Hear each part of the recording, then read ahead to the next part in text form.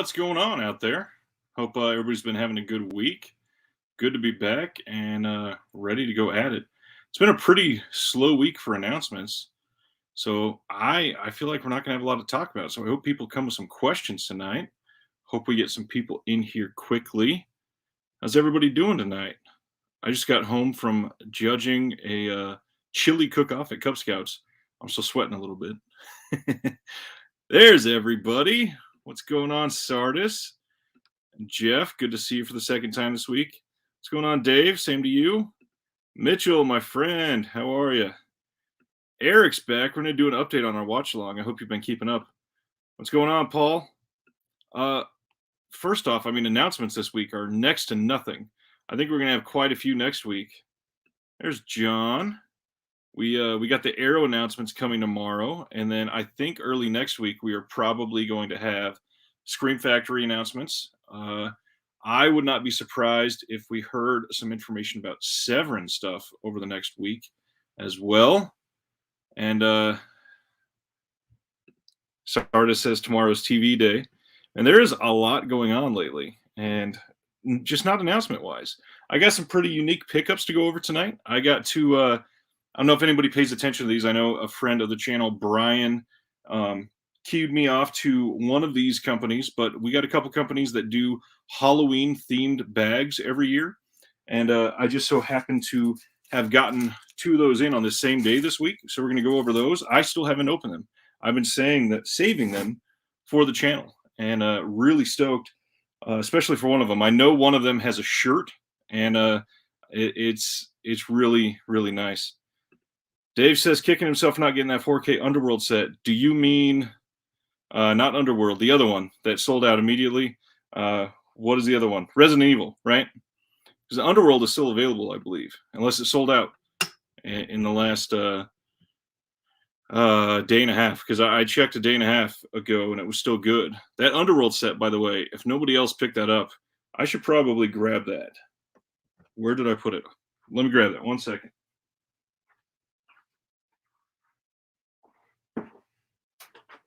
Don't know why. I forgot to have this over here. The 4K Underworld set. This thing is surprisingly nice. I don't know why I had it on the shelf. Going to go over what was in here. The really high quality on this set. I expected less for the price, and it's great. John won No Man of God DVD from a Fangoria Twitter contest. Awesome. We, there was... I think All That Is Man won the Scream Factory contest as well. It's just been a good time for people around the community that's been winning some good stuff. Oh, Mitchell, your Underworld's still delayed. That sucks. I got mine. I think mine was Best Buy when they had it for really cheap before Amazon price matched them. I ordered it from Best Buy, and yeah, it came in, I think, even on release day. But it's a pretty great set. Oh, okay. So you are talking about Underworld. The Resident Evil set that was similar to this one, that was skyrocketing in value. That was available today for only $72, just for a little bit. Paul is asking, do I do reviews? Are you going to review the Camille Keaton set? I do sometimes do reviews. I tend to kind of wrap a whole bunch into one instead of just going for one at a time. I'm not really fighting for views on those reviews, trying to stay up to date. I've got two kids that keep me from being perfectly on time. However, Camille Keaton is one that I am extra excited for, so I may go ahead and do that one. Sardis, do you mean Imprint? You got Space 99 in? I think you mean Imprint. Oh, Mitchell got his from Walmart. Nice. I think they were price matching as well. Speaking of Imprint, I showed this off on the Tuesday stream with Flip, but my beautiful box from Imprint came in this week. And this thing is massive. Gonna get the lid off. Look at how many cases are in here. Perfectly sized. Looks incredible on the shelf. We might talk about this in a bit too. But what do you say? We get into some of these announcements, huh? Let me start sharing that. There we go. Very few this week, like I said. This isn't even really an announcement. This is just a reminder. Oh, dang. Eric's is still in Melbourne. There's a few like that. I think Eric, the Asian movie enthusiast, I think his is still in Melbourne as of Tuesday. That sucks. I'm sorry. Nice. Dave watched Wolfen. That's a great one. The Wask Mask. That's a good one too. Not quite as good as the Wolfen, I would say, or Wolfen, not the Wolfen. This isn't really an announcement for Robot Ninja. This is just a reminder that literally in about 2 hours or so, Makeflix is going to be posting their last 50 off Fridays for the month of October. And they're already teasing that the one that's starting tonight, that'll be good for 24 hours, that it's going to be not just one, but multiple deals. So if you're interested in Makeflix, maybe pay attention to the Instagram or Facebook here in the next couple hours. I will be posting that as soon as it goes up. They're pretty fairly priced when they go on sale. They're usually as low as like $12 for some of the really cheap ones, and then if it's one of the really nice ones, it's about $20, which is better than the 25 or 28 that they cost coming out. After that, we got the Shocktober Scream Factory sale went live, and this one has been sort of middling. It's not great. A lot of the prices are basically just competitive with Amazon. Nothing incredible, but they are available. If you had pre-ordered the Halloween sets from them and you got yours delayed, I believe everybody that got that delay, they got a $10 certificate for this sale from Scream Factory that's only good for the sale. And it also has baked into that code, it has free shipping. So just so you're aware, if you only want one or two titles, it's a really cheap way to get $10 off and free shipping on a title that's maybe only $10 or $12. Literally just free movie. All of the titles that are on sale I've got, but I've got a coupon that I need to use, so I might just get one and get a copy for a friend. But the sale for Scream Factory ends tomorrow. If anybody wants to go through there and go over some recommendations, let me know. We can. This one, unfortunately, I believe is going to be over in just a few hours, but the indicator sale is pretty great. If you go on there and you find one of the ones with the blue half off ribbons, not only is it already discounted, but then if you get at least two of them, it'll be 50% off of that sale price. And there are some in there that you could get for literally like $5. And that is an incredible deal. Obviously, shipping from the UK is not cheap. To get free shipping, you got to spend £200, which last I checked was around $230-ish, which is a whole lot. But let me go to the next picture. I believe it's the next one. They also re-released the Sinbad Trilogy box set. This is literally all of the exact same content. All of the discs are the same. The book is exactly the same. The only thing that's different is they do not have the DVDs. At least that's what they have announced with this. They did mention that there were subtle changes and that there wouldn't be DVDs. Not sure if there's anything else design-wise that's going to show that this is a second pressing yet, but it appears that it's literally identical to the first set, which is fantastic because they released this box set literally almost 5 years ago. This was their very first box set, and it sold out very fast for a pretty young company at the time. And it goes well over $200, $250, at least it was before this sale. And now it's available again with 3,000 copies. So if you've ever been interested in the Sinbad set, if you've ever wanted, to dabble in any of the Ray Harryhausen effects, this is a really good set for that. And I certainly recommend it. I used to have the original copy, and dummy me, I got rid of it when I thought I was going to be getting away from Indicator. And now I certainly wish I still had that first edition. And then still talking about deals, Severin was selling the Andy Milligan box for less than $100 on their site. That, however, is done and over by now. And this was a big piece of announcements. Earlier in this week, Vinegar Syndrome announced that Censor would not be able to be a UHD disc like we had previously thought and expected. Now, the reason for this is something that they went into detail a little bit in the Facebook group and on the Blu-ray.com forums, I believe, that the elements that they had were not going to be able to be in 4K HDR to make it worth it. It was basically going to be just an upscaled Blu-ray. So they took that option off. They're refunding everybody $8 that bought this, and it's still going to be an incredible release. There's no reason not to get it. It's going to come in that premium packaging. If you had bought it at the UHD price, you're still getting $8 back. It's a win-win for everybody. Yeah, I'd love to have it in 4K, but if they're saying it's not possible, at least it's for that reason. The only thing in the situation that's a little odd to me is that they would announce it and then within a few weeks come out and say it's impossible to release it on 4K. You would think before they made that announcement that they would have all of that solidified, especially with all of the production delays going on right now. To be that close to announcement to shipping and make that sort of a change is, I don't know, it's a little irresponsible, maybe is a good word to me. But I assume with a company like Vinegar Syndrome, who are literally working with elements every single day, they probably thought that they had it, and that's why they did it. And something just happened to not work out the way that they'd expected. And based on what I've seen from them before, I bet that they tried 6 or 12 different ways to make it work, and it just simply was not going to. Which, just like John here, John said he wasn't too mad. I wasn't too mad either, but it still sucks overall. Next one, we got a Kino double feature announcement, which recently these double feature announcements are not very common. This is a Fu Manchu double feature from 1929 and 1930.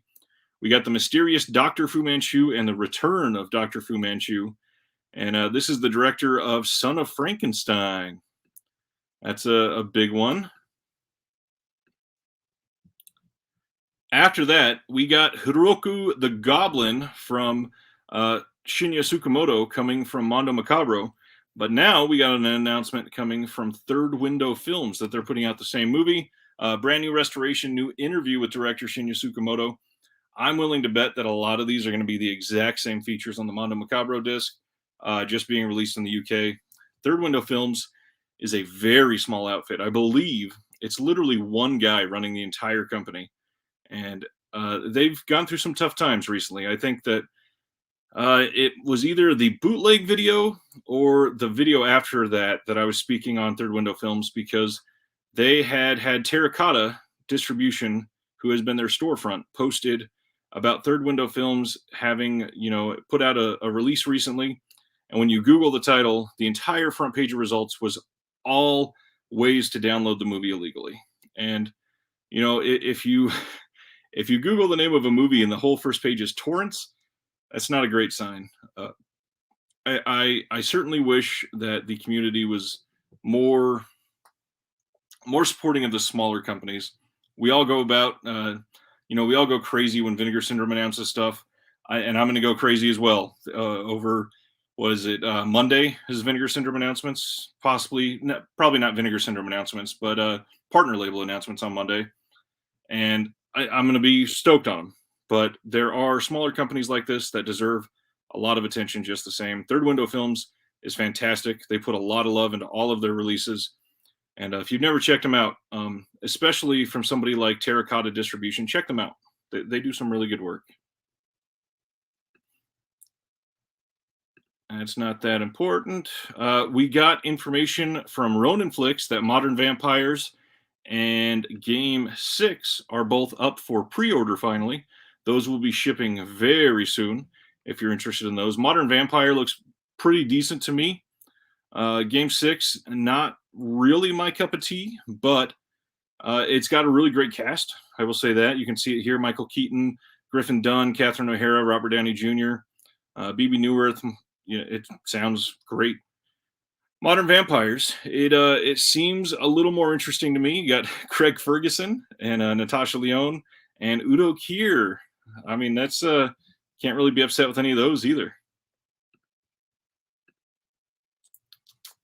Then the next big sale that we got, man, sale after sale after sale right now. Barnes & Noble is having a 50% off Arrow video sale that includes pre-orders that are releasing in November. That is live. And the big thing about this is It is just like the Criterion sale. It is online and in store. They are stocking more Arrow in store right now than they ever have. So if you got a Barnes and Noble close to you and you want to hop in and get something right then rather than waiting for a shipment, it might be worth checking out. And some of these that are brand new, like in this picture here, you can see Mill of the Stone Woman. It comes out at the end of this month, and you can secure a pre-order not from Amazon but from Barnes and Noble for $30. Phantom of the Mall in their limited edition hard box packaging, only $25. That is pretty fantastic, if I do say so myself. I'm kind of sad that I'd pre-ordered them previously from Diabolic at that price. And then, speaking of more sales, I had talked about Scream Team releasing in my. I don't think it was the last one. It was, I think, 2 of my boutique videos ago. They are doing a sale where they have Blu-rays 25% off, but the big thing is they have a big Blu-ray bulk package deal, and it's got 40% off. I think it was $70 for like 9 movies, and that's a pretty great price. And a lot of these, they're decent movies. Oh man, Sardis is saying his Barnes and Noble doesn't stock movies at all. Mitchell's saying it's not heavy with movies, unfortunately. I feel very fortunate then. I've not been in one during this sale, but the last sale, they were pretty stocked here. Jeff asks, how long is the Barnes & Noble sale? The current rumor is that the Arrow sale is going to end the same day as the Criterion sale, which will end on November 29th. John, it is absolutely possible to be burned out on these sales. And it comes fast. And just imagine after you're done with all these. And oh, by the way, the Mondo Macabro sale, still live. The Dread Pictures sale, still live. We got the Severin sale next month. We got the Vinegar Syndrome sale next month. I'm sure there's going to be some more. The Criterion sale starts at midnight tonight at Barnes & Noble. It is a crazy time. Absolutely. Scream Team releasing, if you've never checked them out, this is the cheapest time to check out a bunch of their titles.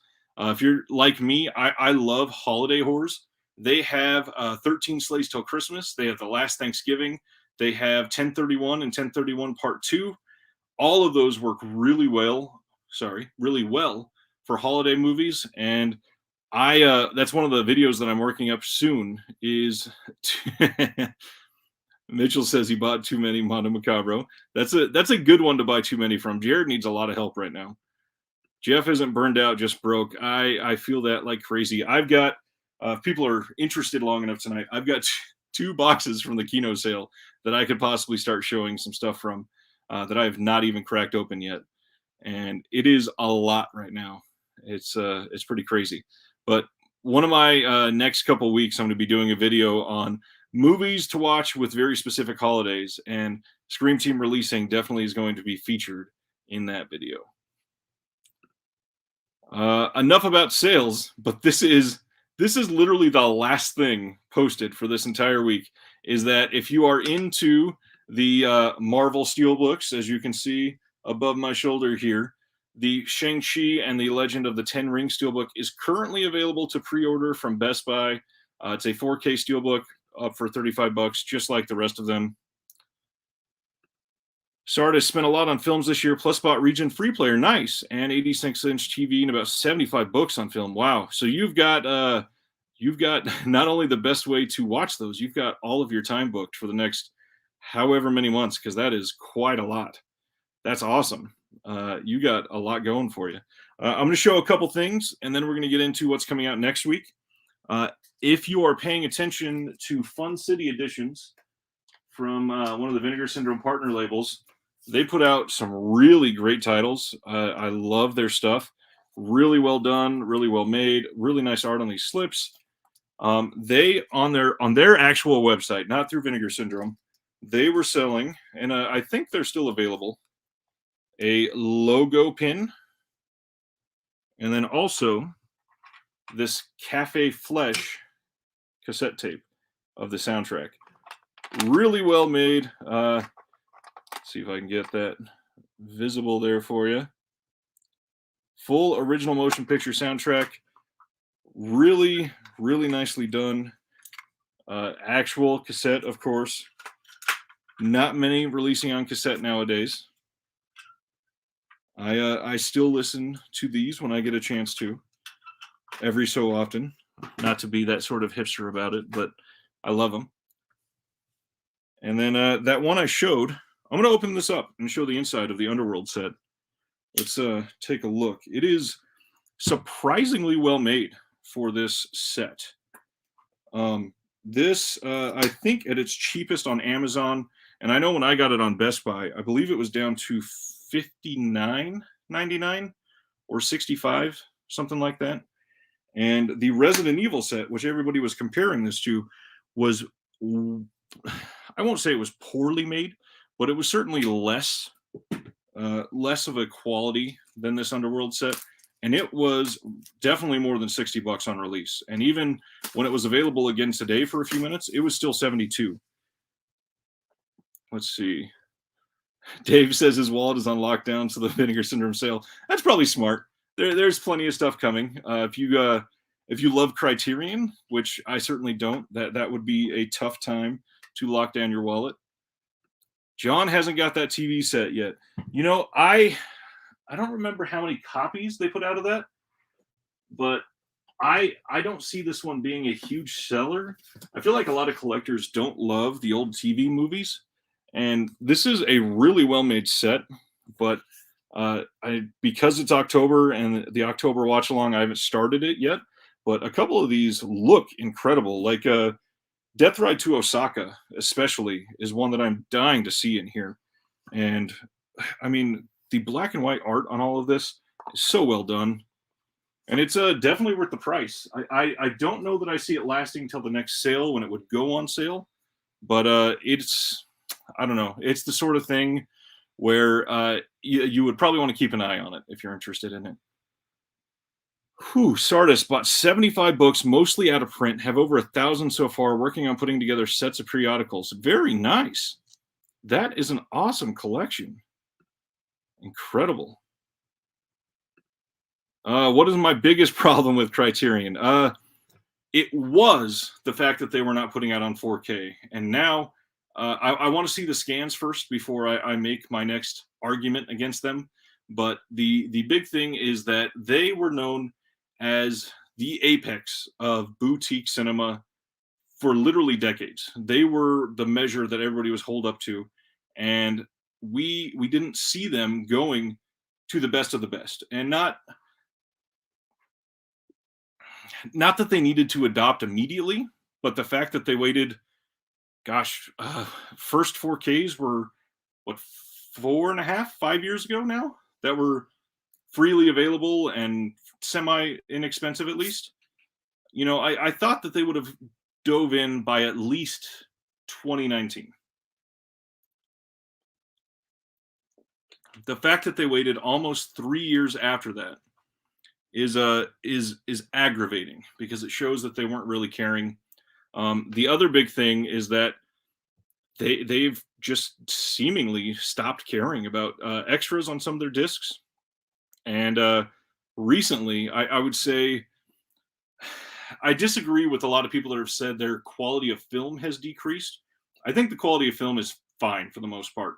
I think that their number of extras has gone down too much, but also they used to pay attention to, you know, really small details. And it was something that you could look at this and say, this is like a prestige product. You know, the map inside of the what is it? The Zatoichi set, I believe, is the one that has the map.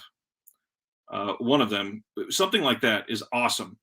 But when you get into something like, was it Memories of Murder or was it Parasite? One of them, the booklet that comes in it is too big for the case.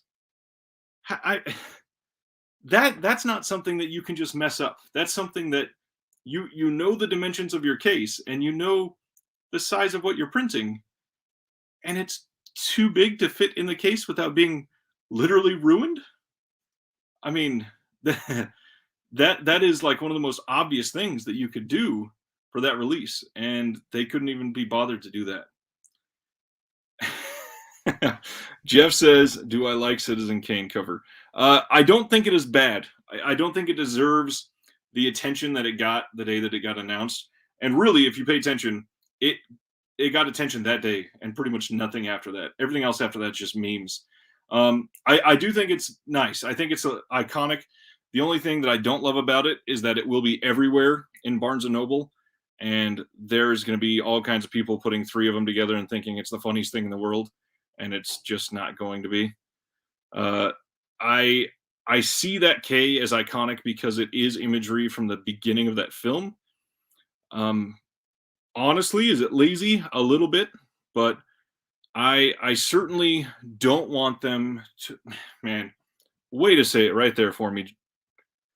Criterion seems to be playing catch up as far as 4K product is concerned. If you want to be considered as the leaders, then lead. Absolutely. I mean, the fact, not to keep praising Vinegar Syndrome for everything, but the fact that the Vinegar Syndrome, sorry, not the fact that Vinegar Syndrome put out Tammy and the T Rex on 4K more than a year before Criterion even announced a 4K title, that's, you're not leading anything if that's the case. Paul says you've heard that the Milligan box has been falling apart at the seams. Yes, that box set is not great. From what I hear, they are reconsidering the way that they've done those and leaning more towards like the Lindsay Baker box set, which is very much going to be like the Vinegar Syndrome style with the lid and individual cases rather than paper sleeves, which I am all about. I love them like this. Ricky Richards, has anyone heard anything about the Scrim Factory replacement disc for Brotherhood of the Wolf? I got one better for you, Ricky. I can show you mine. They are shipping. I got mine in this week. I never got tracking. It just showed up. It just showed up, I believe, on Tuesday. And I put in within the first hour that they announced it and just got it in on Tuesday. So if you waited at all, I'm sure yours will be coming in soon. So don't worry about that. Like 8 minutes ago now, I said, let's open this up. So got the plastic off of this. This is the J card. There's the J shape of the back of the Underworld set. All of the special features, which there are many special features on here. This does also have digital copies of everything. And this box, when you open it, is surprisingly great for a studio release. What's this about, John? People were harassing Kino about Silence of the Lambs 4K replacement. Is there a problem? As far as I'm aware, that release has gotten pretty glowing reviews. I don't have mine yet, but opening the Underworld set, these all have individual slipcovers on all of the films. Again, really nice box. This circle is recessed there with a little outer box. Ricky, I don't blame you. I watched Brotherhood of the Wolf. I think it was the week it came out with my wife. She was dying to watch that one. She made me pre-order that one immediately. And the subs were pretty awful on it. And I'm probably going to rewatch it just to see it with the updated ones. The Underworld set, like I said, all in individual slips. And then that is all of the digital codes there. Individual slip. Same, different art on all of them. And then, just go with the first movie here.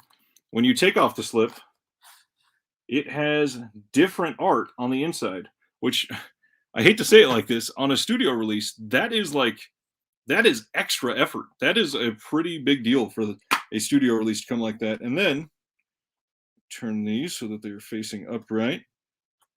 Nothing special on the inside really, but there is art on the discs. Got a 4K disc and the Blu-ray disc. I believe most, if not all, of the features are on the Blu-ray disc. On this one, there are alternate flashbacks on the 4K disc, but that's the big thing. The theatrical and extended version both have 4K cuts on here. Ricky says, I've never seen the Underworld movies. Would you recommend? I got to be honest, I've only seen the first one and half of the second one.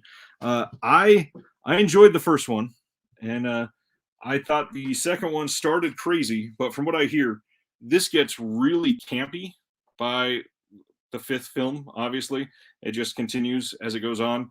But I tend to like that sort of thing. So I think I'm going to be into it. I like a lot of the cheesiness, and the world building that they have in this is something that I find fascinating. So if that's the sort of thing you're into, an extended lore, uh, some decent action, some good gore. Even there you go. Mitchell recommends it as well. This is a surprisingly great set for that price. And everything gets buttoned right back up. Perfect shape. Really nice box. I would agree with that. They are total popcorn flicks. They always remind you of the Resident Evil series, which I'm not a huge fan of, although some of them are good in a bad movie kind of way. If you like that aspect, you'll probably like the last few of the Underworld set. They are similar. They also came out at the same time frame, so yes, those got confused quite often. That's very common. Don't worry about that. All right, I am going to go into sharing what is coming out on disc next week before we get into any more unboxings and discussions on those. Let me see. I think that's up now. Yep, there we go. Next week, we got the Guns of Navarone in 4K. Pig is finally coming out. Make Mine Music and Melody Time as Disney Movie Club exclusives. The Sheik from Paramount presents the triple feature of El Mariachi, Desperado, and Once Upon a Time, in Mexico. Dune in 4K, which most people have already, of course.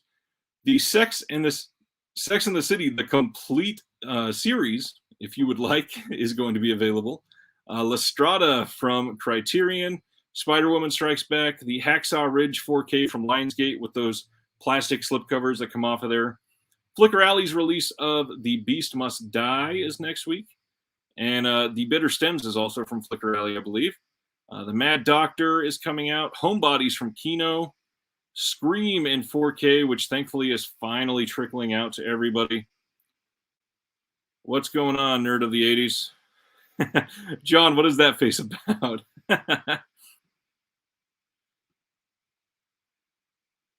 Come True is coming out from IFC, and I don't think there's much else that is big coming out next week. Unfortunately, just because it's the first week, it's kind of slow. There was a big October for a lot of people, but then the next week comes back in with some heavy hitters, and of course, we'll get into that next Thursday night. Oh, Sex and the City. John, you want Sex and the City, don't you? Mitchell watched La Strada and the Fellini box set. Looked great. Good. That's nice. Ricky's been watching Kolchak the Night Stalker. Nice. I cannot wait to get my copy in. I pre-ordered it with some other stuff from Diabolic, so it's behind. Yes, I've heard so many great things about Pig. I cannot wait for mine to get in. And that Scream 4K, these supply chain delays that are hitting everything is crazy. And I'm really worried if this is going to continue. Some of these stuff that were, the Severin box set that's announced for December. We all joked that we probably weren't going to get it till January, but now what if it's March? That's sort of realistic with the way some of these are getting hit. Watching Boar, I believe that's the one that came out on RLJE, right?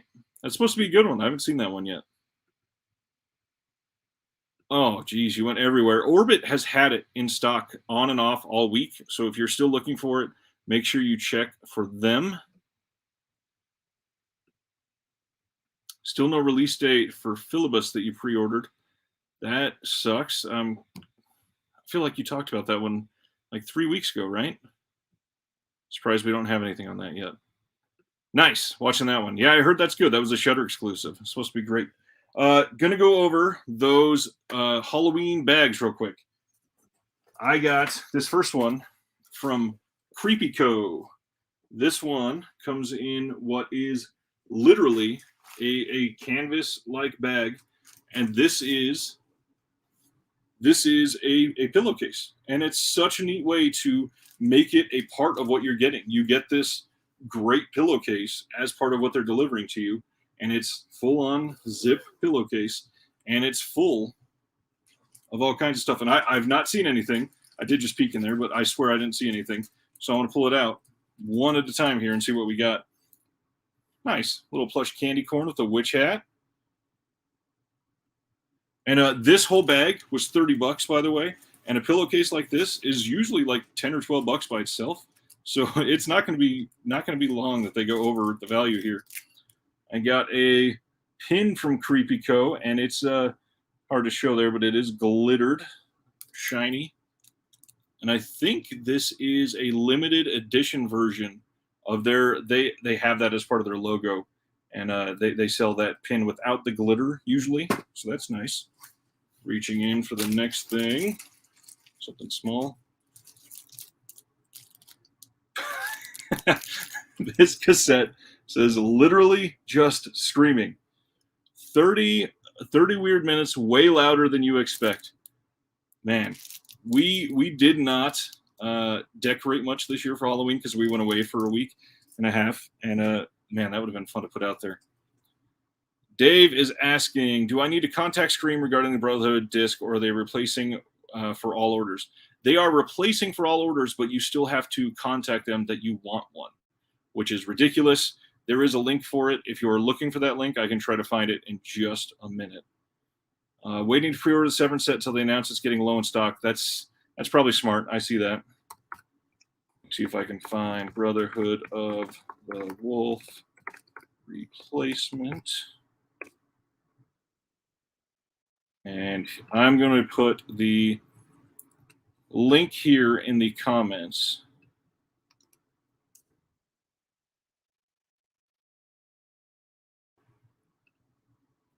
Logistically, Severin is really setting themselves up here. Black Friday, then November 30th, Nun set, the next week, Folk Horror set. They really are.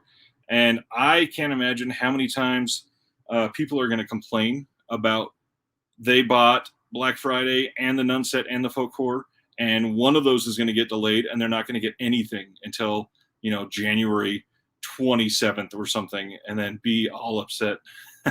Paul, I should have that playing in the background. I would, if I weren't using this as a microphone. That would be very rough. Hopefully you saw that link there, Dave. Grabbing the next item out of Creepy Co. And, oh, wow.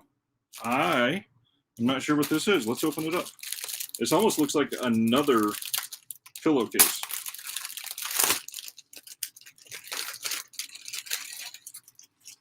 Mitchell says he bought Brotherhood in the store and had to scan his receipt for replacement. Yes, they just need a picture of the receipt. So if you take a picture of it and send it in, you're good. Oh, wow. I think this is a flag. This is crazy. Let me see if I can get that in view. That is pretty awesome. For $30 to come with something like that, that's pretty great. Wow. It's even got holes to be able to mount it. That's fantastic. And of course, I'm never going to be able to get that to fold up again. Oh, well, and we're still not done. That's the crazy part. Let's see what's next. This is a Creepy Co sticker. And for some reason, I queued up Siri with that. Creepy Co sticker of Bitey Jeff. And, oh, it looks like there's one behind it as well. Might have to open that up before we're done. Next thing. Punch out 2 holes in this card and push 2 fingers through. Now use your new feet to walk away from the bullshit in your life. There's the instructions on the back. Yeah, for $30, that makes sense. Sorry, they need to replace Trump flags with that one. That would be wonderful, especially because it says RIP on it. All right, next item. Speaking of things my boys will love, an actual whoopee cushion. And on the back, this is fantastic. Count Flatula. Wonderful. Oh, man, my 6-year-old is probably not going to let me keep that. Next up, a little badge. It says, I'm out on a tombstone. Nice. And then, oh, wow. Another thing for my kids. We got a spider ring. And then a Tootsie Roll. Speaking of the teeth we just saw, still coming. Oh, another pin here. That's a cool one. That one is also glittery on the wings. Little surfboard. I got both of my kids little fingerboard tech decks, and they love those. So I'll probably keep that one for myself. Another Fruities candy. A little spider top. I think the rest is mostly just trinkets and candy, but still, that's a lot. Handful of candy, rings, everything else, and that is it for that one. There's a whole lot in there, man. 2 enamel pins, a flag, whoopee cushion, plush, a cassette of Screaming. That's classic. A cassette of Screaming. Oh, and then just like Severin, every time you get something from Creepy Co., they put 1 or 2 of their stickers in there. Yes, I would agree with that. Totally reminds me of Totally Rad. Fantastic. All right, so that is Creepy Co. Speaking of these guys, they just started a sale on their site about an hour and a half ago. So if you were wanting anything from them, they do some incredible work. They've got Halloween officially licensed merch. They've got these really nice soft plush blankets that are, I believe, microfiber, really big, but they have the VHS cover for Halloween, for Texas Chainsaw Massacre, for Goosebumps. They're about to drop a Toxic Avenger one. It looks fantastic. Their stuff is fairly pricey, but when it's on sale like right now, it's way worth it. Here is the next bag. This is Spook Bag 2021. This is from Cavity Colors. If you order from Cavity Colors every year, they only release 50 of these, and they sell out within literally like 6 minutes. And I got really lucky this year to be able to get one. Don't know how, and then it happened to come in the exact same day as the Creepy Co. one. Creepy Co., they sell 1,000 of theirs, and theirs is only $30. This one is 50 because it comes with a shirt. And real excited to see the shirt, and I think you're going to like it. Let me pull out what we got in here one thing at a time. I'm going to set this one down, though. Here is a shirt. Let's open it right up. What's crazy, I don't think this is the shirt I was expecting. I think we got 2 shirts. And Hallowolf. That's pretty neat. Full Moon, Empty Stomach, a Cavity Colors novel. That's pretty cool.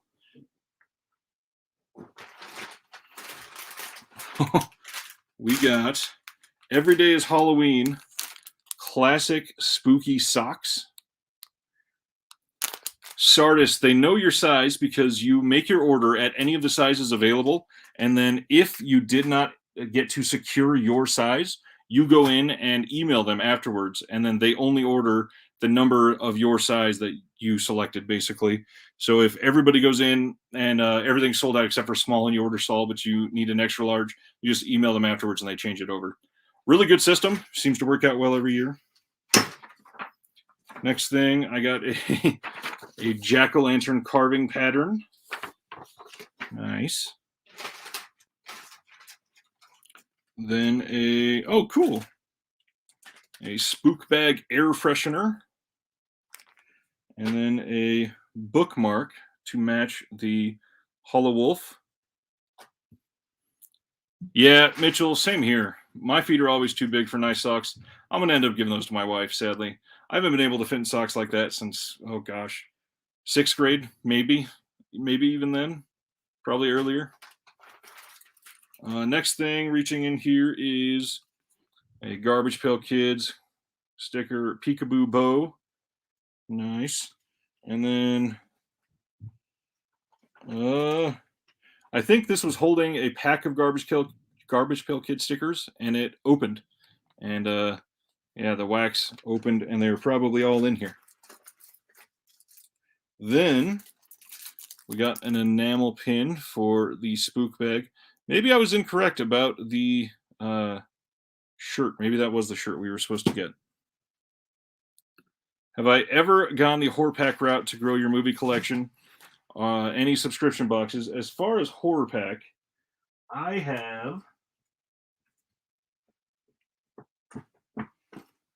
have these 4 horror pack releases.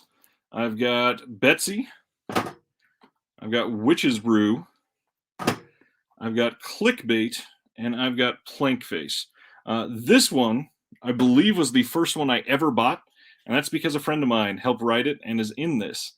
So definitely wanted that one. I do not have a subscription to HorrorPack, primarily because most of the ones that they include in their subscription I already have, and I don't have anybody around me that's into movies, so I wouldn't want to get it with the hopes to be able to give them away afterwards. However, I do have 2 subscriptions. I have Vinegar Syndrome. I've been a subscriber for years. And then I have a subscription to Oscilloscope as part of their Circle of Trust, which I think in boutique Blu-rays, Oscilloscope has the best bang for your buck subscription out there. I've talked about this a few times, but just in case you don't know, Dave, Oscilloscope, they don't just do horror either. They do all kinds of different types of movies, but you give them $100 and you get their next 10 boutique releases for that entire money. No matter what they are, they just give you their next 10 releases, and each one comes with free shipping. So you don't pay anything on top of that $100. You just pay $100 and they send you, it'll be at least 5 packages. Usually it's 2 or 3 that they send. Sometimes it's only 1, but that's very rare. But yeah, Oscilloscope is great. Not enough people talk about them for sure. Next thing in here, the horror sticker pack. There's all kinds of stuff in here. There is, it does not say, but at least 4 or 5 stickers. Still going. Nice. We got a horror. This is a magnet. That's really cool. Oh, I totally forgot about that, Sardis. Thank you for that. Plus, you get a 50% discount on everything in their catalog, which is incredible. And if you really want, you can sign up for the Circle of Trust and make those 10 titles stuff that's in stock. You can say, hey, I'm going to sign up, make these 9 titles, my first 9 titles, and I'll just get your next release. And they'll still give it to you. It's super worth it. Circle of Trust with Oscilloscope is an incredible deal. Absolutely amazing. Got some Smarties. Got some Laffy Taffies. Don't need to show those. Got a sucker. Got, oh geez. This is a bottle opener. I believe. Yep, it's a magnet as well. Pull it off, open a bottle. There you go. And it says, could not read that. Tenafly Viper official bottle opener. Oh, hello. You see what that's from? Street Trash. Perfect. Wow, did not expect that. There is a jack-o'-lantern beanie in here as well. That's pretty cool. And then I think the rest of this is just candy. What is that? Oh God, this sounds awful. This little jack-o'-lantern thing, and you turn it around. Just the sound of this. Oh my God. Snazzy Bombs Pumpkin Spice Bath Bomb. Whew. No thanks for me. That's for sure. Yep, and then the rest is candy, including these Columbina eyeball candies.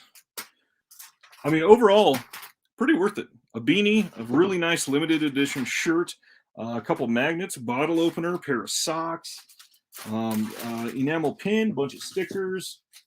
I'd say that's a pretty great deal for $50.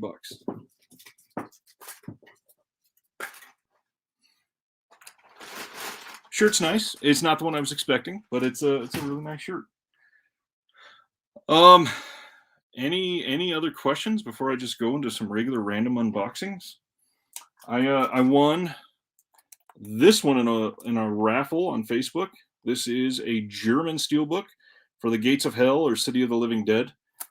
Really nice art on this one. I had a choice between a bunch of Fulci steelbooks, and I just love the cover on this one, so I had to get it.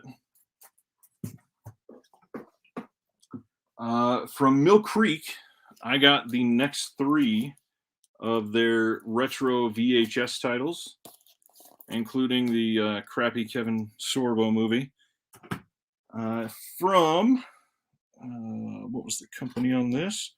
I guess it's just Universal and Neon together. I have heard some great things about In the Earth. This is a Region B release of this movie. It's supposed to be really good. Let's see what it says. From Ben Wheatley. Ben Wheatley has done some really incredible things. From the writer and director Ben Wheatley, In the Earth is the story of a scientist and park scout who venture deep in the forest for a routine equipment run. Through the night, their journey becomes a terrifying voyage through the heart of darkness, the forest coming to life around them. Sounds great.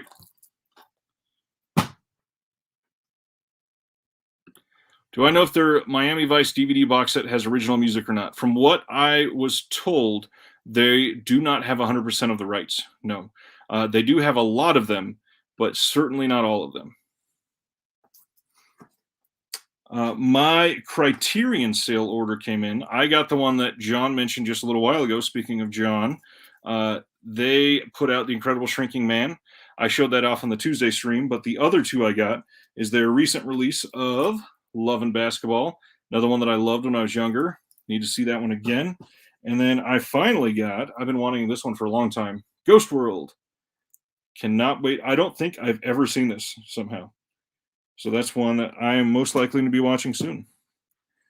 One that I covered on the channel fairly recently that I just got in here, The Man Who Saves the World, or Turkish Star Wars. This has a whole bunch of footage stolen from Star Wars and music from Indiana Jones and a bunch of other stuff in here. And I have heard that it's not that great, but it's only on sale in the month of October. If you're still wanting this, the website for this one is themanwhosavesthe.world, and it's like $28. And this is the only month this will ever be on sale. So if you're interested, go ahead and pick that up. Mitchell says, I know they paid the money for the Quantum Leap music, I think. I believe that is correct. I don't think that they got everything on Miami Vice, though. I think they got some, but not all.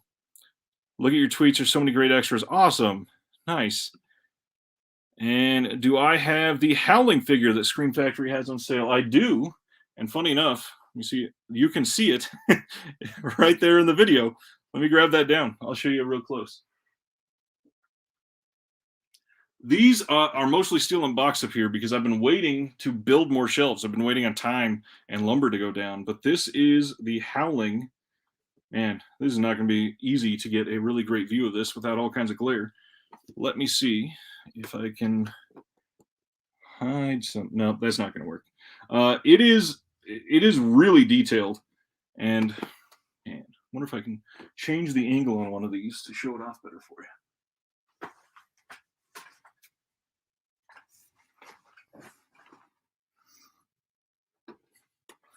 I think that'll work a little bit, maybe.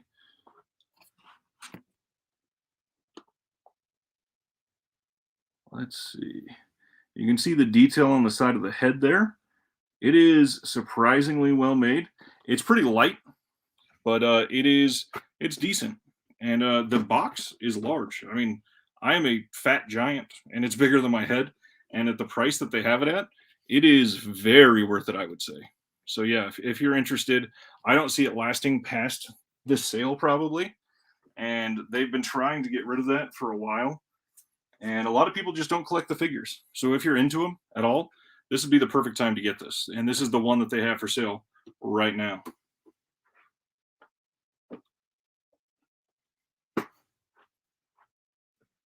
All right. Sardis also got the Turkish film. Nice, nice. That's good. Eric says Ghost World is excellent. That's what I've heard. I really can't wait to see it. I got from Umbrella their new version that includes the work print of Super Mario Brothers. I also have the second site release of this one, but when they were able to grab the work print for this, I absolutely had to have it. I think it is probably time to show my kids this film soon with how much they love it. I just want to see their heads explode and think about how shitty it is. One that does not have a Blu-ray release anywhere else that I'm aware of, but Umbrella finally put it out. That is Outpost. The sequel to this one has been on Blue for quite some time, but the original was only ever on DVD, and they finally put it out on Blue, which is nice. I got one of the new Severin titles. I do not have the other one yet, but that one should be coming soon. I got the Franco Noir set. This is the one where Jess Franco did a lot of the music himself. And I just watched Jess Franco film a couple days ago, and didn't love that one as much as the first time I saw it, but I'm excited for these for sure. And then the last of my regular releases I'm going to talk about from Makeflix, they finally had it in stock again. I got talk about a super art house, Scream Queen Hot Tub Party, double feature. This has Michelle Bauer, Jerica Fox. Gosh, who else is in this? Oh, there it is. Michelle Bauer, Brink Stevens, Kelly Maroney, Monique Gabriel, and Roxanne Kernahan. And then special features, there's 1 Million Hills, BC, and you can see the cover for that one on the back. What's going on, Dustin? Mitchell, you watched the Noir set. What'd you think? You think they're any good? I've not heard many reviews on them yet. Oh, Dave likes Outpost. Good. Very nice. Yeah, Umbrella put that out, and Orbit has been getting that one in stock. In fact, I think this morning when I checked, they still had some, if you were interested.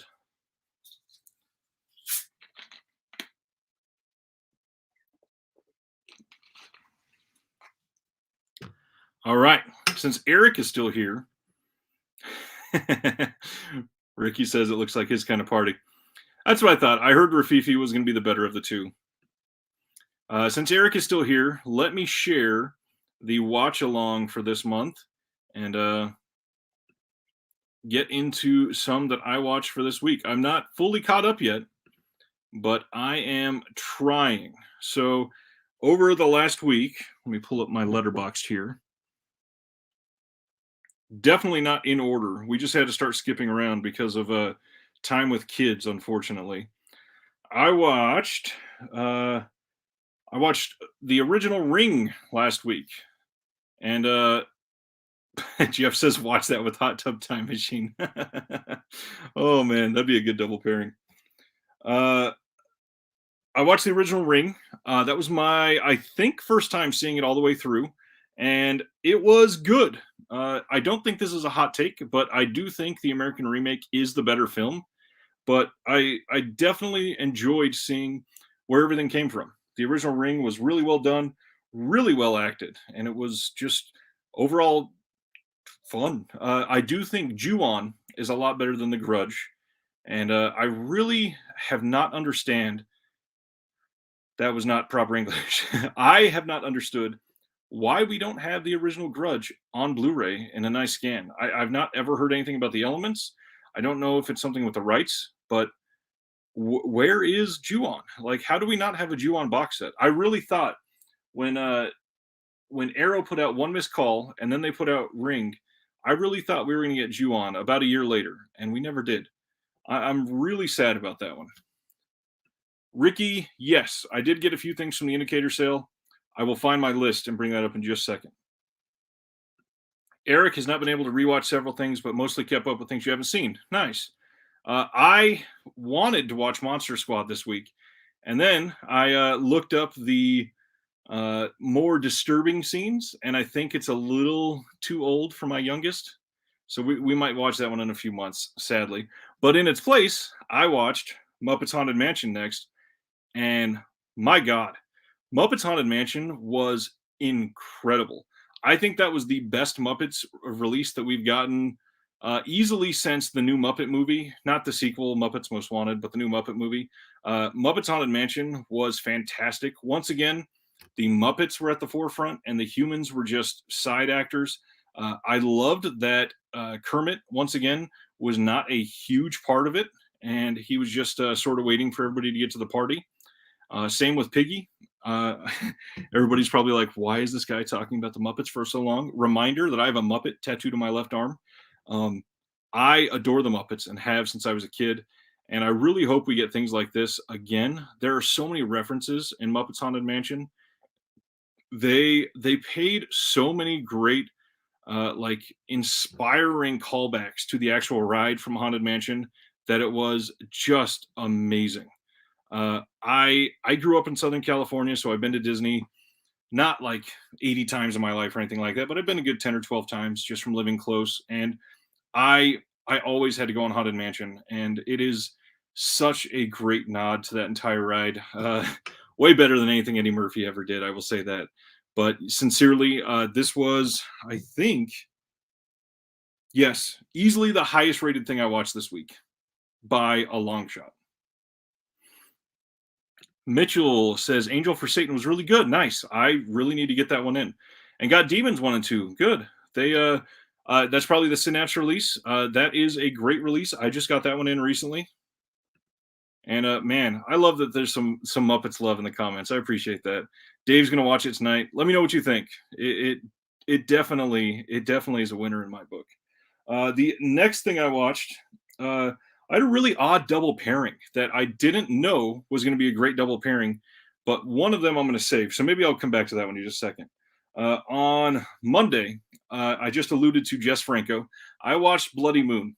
Now, this was not my first watch. This is my second watch. I remember really liking it the first time, and for some reason, it came off as so awful this time. I don't know why.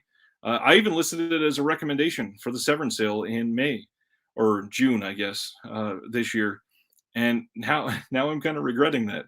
I would say that he has definitely done a lot better films, and Bloody Moon had some good gore. The Saw decapitation scene, even though the fake head is very fake, but the movie was, the gore was decent. Some of the scenes were okay, but the red herrings, they were too red, if that makes sense. They just didn't work for me. A lot of the acting was really bad. Another thing, I don't think the Severin release had subtitles, which for a dubbed movie is kind of odd for me, and I don't understand how it didn't. But just some wacky mistakes, like the most famous. Let me see how much of this I can show. You know what? No, it's censored itself. So I'll cover that star. The most famous death in Bloody Moon is on this slipcover, where a female gets stabbed through the back, and it comes through her nipple. And then it switches scenes, and they show her in a closet, not stabbed through the nipple, but down in like her sternum area. It's such an odd thing. Like, you obviously focused on the nipple area. How do you not have that continuity like that? Mitchell, you are a man after my own heart. I sincerely wish the Muppet Show and Babies would get proper releases. Just like in my bootlegs video, I do have the Muppet Babies on Blu-ray with all of the episodes, and God, is it trash quality. It is so bad. Yeah. Eric says Bloody Moon was bloody awful. I tend to agree now. Yes, for sure. Previously, I would have recommended it. Probably not so much now. Ricky says Demons might be my favorite Italian movie. I think we talked about this last week. I said Demons, I think, is the perfect gateway Italian movie. It is relatable enough to American films that it makes you want to watch more Italian films and sort of ease into the Italian trash. And it's such a great middle ground that it is like the perfect gateway. Not to mention, it's a Bava film. It may not be the Bava, but it's his son.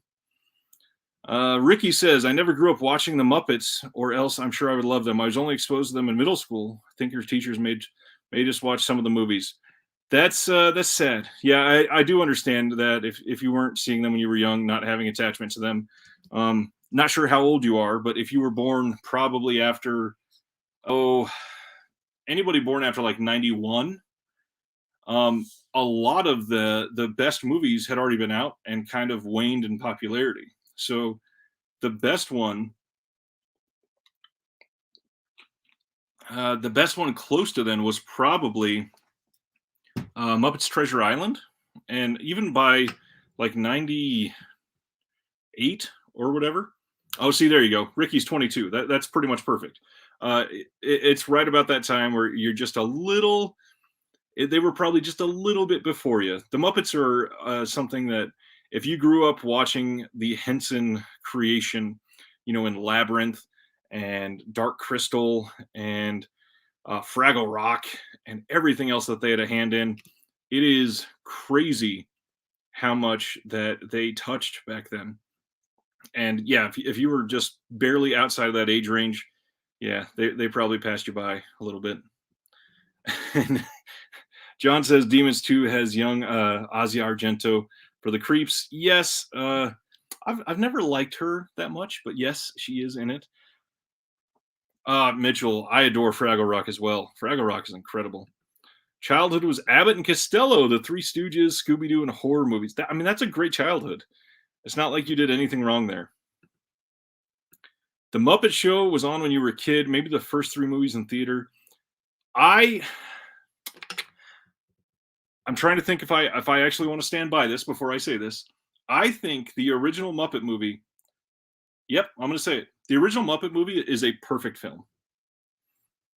The music, the mood in that movie, the attention that brought to the Muppets, it was game changing. I mean, considering that everything before that first Muppet movie was the Muppet Show that Eric just brought up, and all of the the puppets behind or the puppeteers were still on set, down below the actual stage where they were working. Everything was still a hand in the puppets. And then you open up the Muppet movie and it's Kermit sitting on a log in the middle of a swamp. And the things they did in that film, like Kermit riding a bicycle on a road, they had to have been at the time just mind blowing for people who never thought they would be able to see something like that.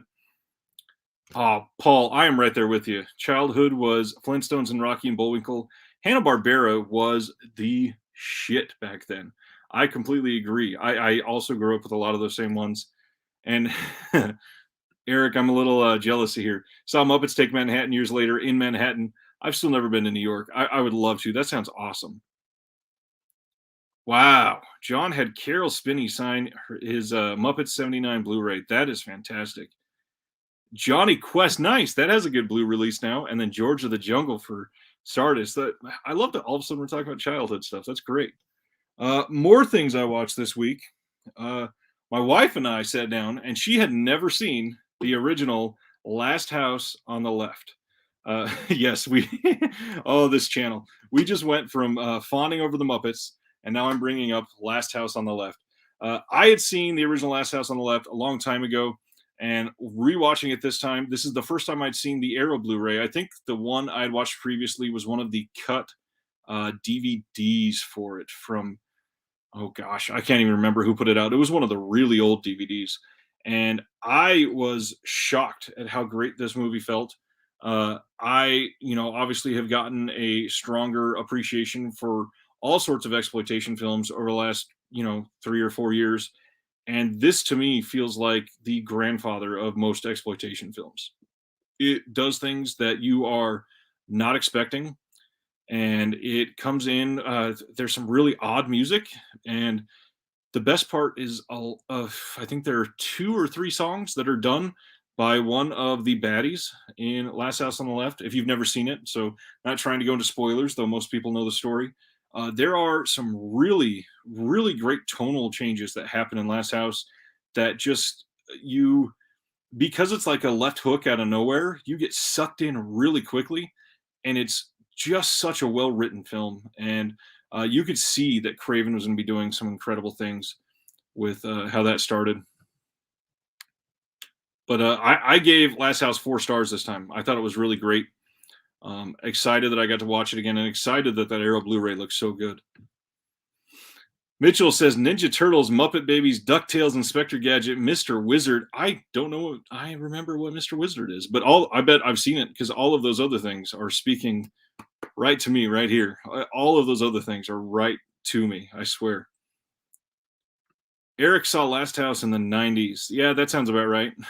There you go. John says Krug. Last House made me really uncomfortable the first time I watched it. Yeah, and I honestly think that's the main thing you're supposed to feel watching that sort of movie. It is not something that, obviously, it's not a feel-good movie. There's no there's a couple small comedic spots, but really it's just supposed to make you, think that there are horrible people out there, and that everything is just, oh, like grimy. That's probably a really good word for that. And honestly, I'm honestly shocked, to kind of pivot there for a second, that I Spit on Your Grave is a very similar sort of story and has gotten so much more infamy than Last House on the Left. Like, I know they both have their impacts and have their legacies, but there you go. I bet he was typing this as I brought it up. Mitchell says, I felt more uncomfortable watching I Spit on Your Grave. I don't think that I Spit on Your Grave is quite the same, but I think that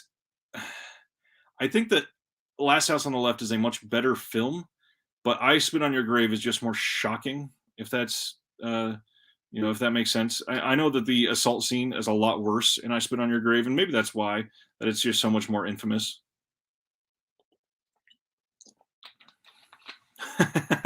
Ricky, that's awesome. Ricky says in sixth grade we had to do a project on a famous person. I chose Wes Craven. My teacher was shocked but really impressed. That is fantastic.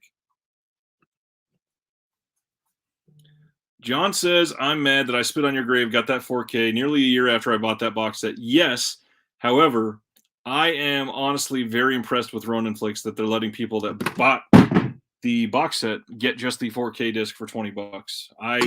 I paid for that $20 for that disc just because I wanted to support companies that were willing to do that. Ricky says he saw Last House too young. My friend's grandpa owned a video store, so we watched a lot of movies. Yeah, I get that. My first one with the babysitter, which idiot here.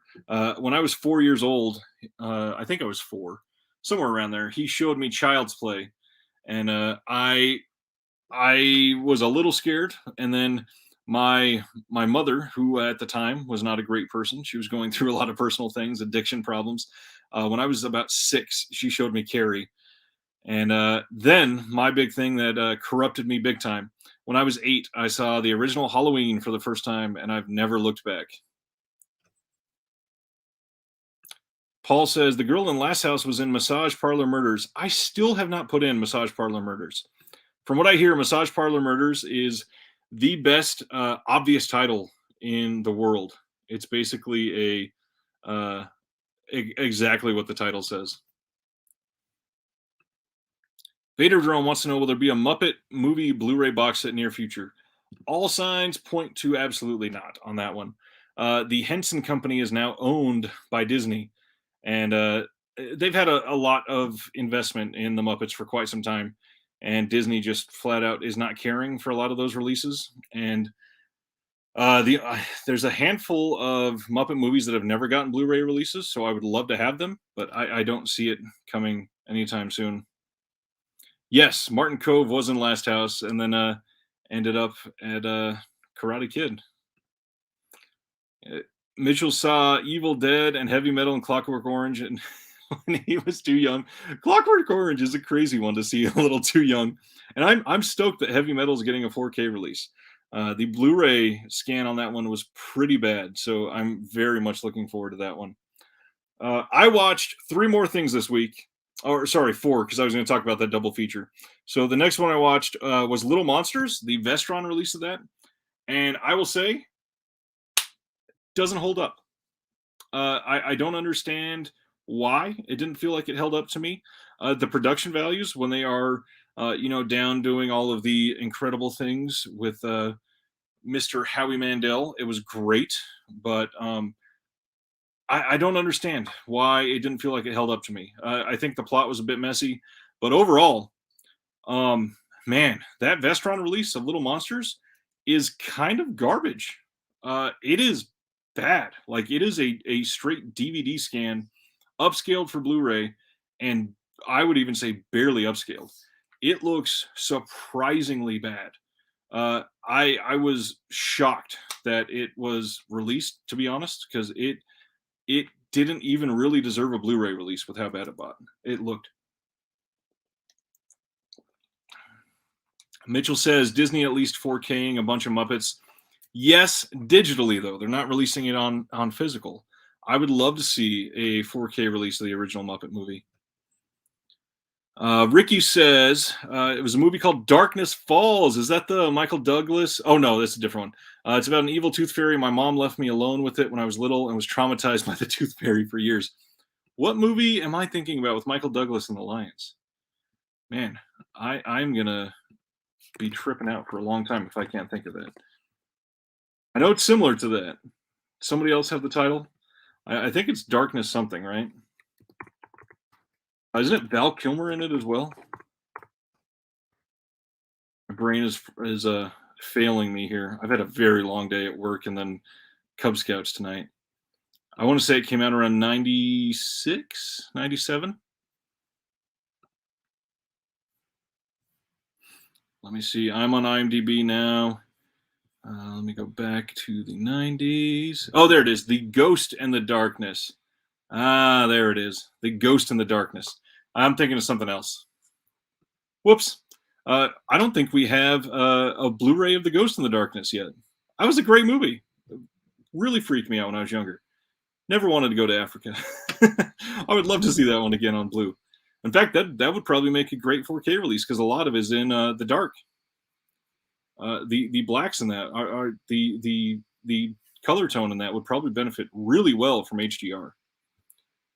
And see, this is sad. John says, I don't think the Wraith PQ picture quality looked good either. I don't think. Have I gotten that one in yet?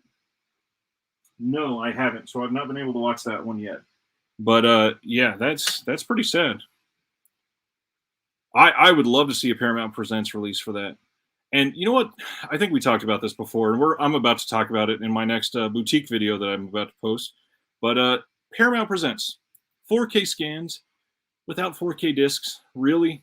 You're finally doing really nice boutique level releases from a studio, and you're doing 4K scans on a lot of the films, but not putting them out on a 4K disc.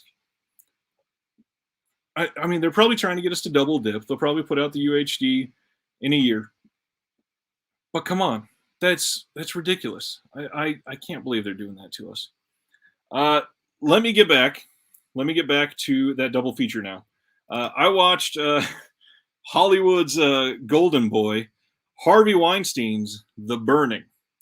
I once again had seen this one a long time ago, but it was on again an old DVD, and I had not seen the Scream Factory release of The Burning yet, and my wife had never seen it, and we watched The Burning together the other night, and I am first of all shocked that it looked as good as it did. The Scream Factory Blu-ray looks great for The Burning, and it was a lot better than I remember it being. Some really good acting in it. Young Jason Alexander and Holly Hunter, and it really flowed well. Not a lot of downtime in The Burning. Such a fun movie. It is overall very creepy with the Weinstein relation. Some of the storylines in that are very predatory, to put it mildly. But The Burning, my God, a really wonderful movie. The art in that and the cinematography is so much better than it needed to be, but it was just great. And I turned it into a really interesting double feature with, I can't believe I left the cover upstairs. Let me see if I can find a cover of this. Let me stop sharing our watch along because the next two I watched were not from the watch along for this one. Let me pull up the DVD cover because it's only out on DVD, not on Blu-ray. Here is the poster from IMDb. I watched from 2020 a film by an indie director named Lucky Cerruti, which if you paid attention on my channel this week, you might have seen a little hint about what I'm about to tell you. I have a interview with Lucky Cerruti coming on the channel next week. He directed and wrote and edited and acted in the movie Freak. And what you see on screen here is the poster for it. That is a not genuine look at, but fairly close look at the puppet that he uses for the villain in his indie horror film called Freak. And it is great. They go into the making of how they did this puppet, and they back out and they show you that somebody's wearing basically a backpack setup that is on the front, and it has the whole top half of this puppet that they're holding, and there are arms attached to it. There's puppeteering for the head, and then somebody behind him controls two of the arms, and they're walking through like this, and it is very unsettling is probably the best word for it. It doesn't move in a human way, although it's supposed to be a human, but just in random happenstance, I had not seen Freak since it had been released. I was waiting for the right time when Lucky was coming on so it would be fresh in my mind. And it turns out that it is a very similar story to Freak, or not to Freak, to The Burning. It is an upstate New York campground around a lake where they have an urban legend about somebody basically that happens to be true, and these people end up getting attacked. And it is a shorter film. I believe it was around an hour. It was like 58 minutes, and it was fantastic. And then the other one from Lucky that I watched this week, by the way, Freak, I gave 4 stars. It probably deserves 3, but with the puppeteering, I really love stuff like that. Obviously, we talked about the Muppets for way too long a little while ago. With that, I think it bumped it up a notch for me. So I ended up giving it 4 stars. But then I watched Lucky's original short film called Kindness of Strangers. Kindness of Strangers came out, what year is it? It came out, we don't have a year listed on here. I think it came out, let me look back on IMDb. I think it came out in 2018 or 19. And it is about somebody that is trying to find a wedding venue. And they go to this small town, and while they're preparing to go find this wedding venue, they can't find a hotel to stay at. So they find they have a fake website that is basically Airbnb that you go stay in somebody's home with them. Kindness of Strangers came out in 2019. And the female partner in this relationship is very hesitant about staying in this house with somebody that they've never met. And the male partner is saying, it's going to be fine. Everybody does it. It's great. And they go to this small town and they find a wedding venue. And as they're at this wedding venue, they're speaking to her. And she asked, oh, so where are you staying in town? And they mention who they're staying with. And she gets like very silent and very, oh, okay, see you later. And they go back to the house, and in the middle of the night, things escalate, and the family starts taking advantage of this couple that is staying there. And it's really well acted. It is has some really top-notch physical effects, and it is really well done. Ricky says, where did I watch Freak? I have the special edition DVD, sadly. I do think it was on Tubi, I think. Let me look up here. I believe he was putting it on Tubi. Not entirely sure, though. I am going to show something from Freak in just a second as well. Let's see.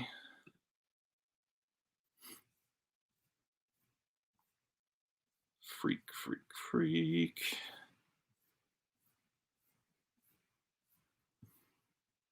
It is not listed on Just Watch, so let me see if I can find it elsewhere.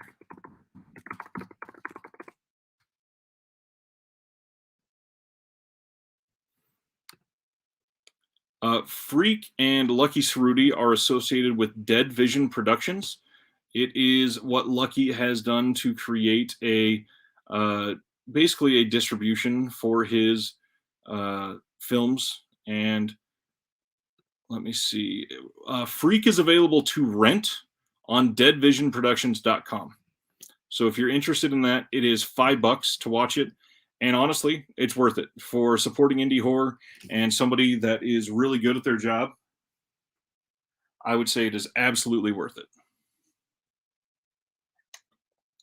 And actually, that'd be a good time to share. If you saw my room tour video, I believe I showed a picture of it, but this is in this little perfect mount here. This is genuine monster skin. It says, this specimen is a cutting from the actual skin created for the Arthur Crenshaw puppet used in filming for Freak. And I got number 16 out of 20 for it. And in the movie that I got for that DVD, there's actually a part of a swatch from one of the actors' wardrobe in the DVD. It's a really nice setup. Dead Vision Productions is certainly an indie horror company to watch for. I'm going to be highlighting them a little bit in my next boutique video as well. even though they only have a handful of releases. But Kindness of Strangers, before I, start talking about Freak again, yes, let me show you a link here, Ricky. Here is the IMDb link on Freak. And Dead Vision Productions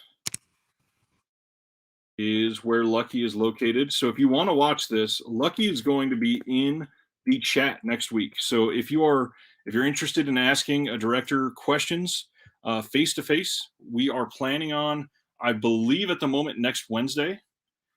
He was supposed to be live yesterday on our channel. I even had the stream set up and everything. It was being advertised for a day, and he got called into work. Halloween is super busy for him, so he was unable to make it this week, but he is still working on some other things.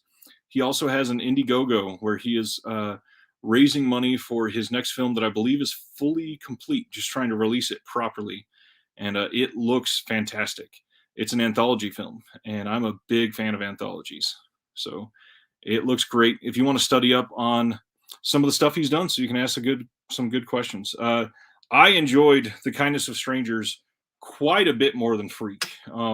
It was only, I think, 28 minutes long, something like that, 28, 29, and just really, really intriguing, start to finish.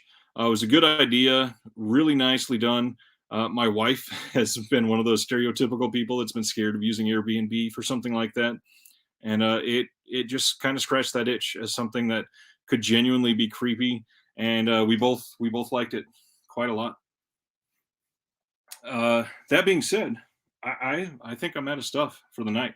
I've got 2 Kino orders. Does anybody have any questions or any sales they want me to go through, or I could just start breaking open the Kino order, start talking about some of those titles? There's pretty much anything on here that we could take a look at. Do I like the FP? Indiegogo up for the Blu-ray? Oh, I did not know that. I missed the one for the second one, and I was sad that I did. I'm going to have to Google that right now and probably contribute. Indiegogo FP3 Remix Revelation and FP4. Jesus. Oh, and it's closed. Are we looking? I don't think that's the same thing, is it?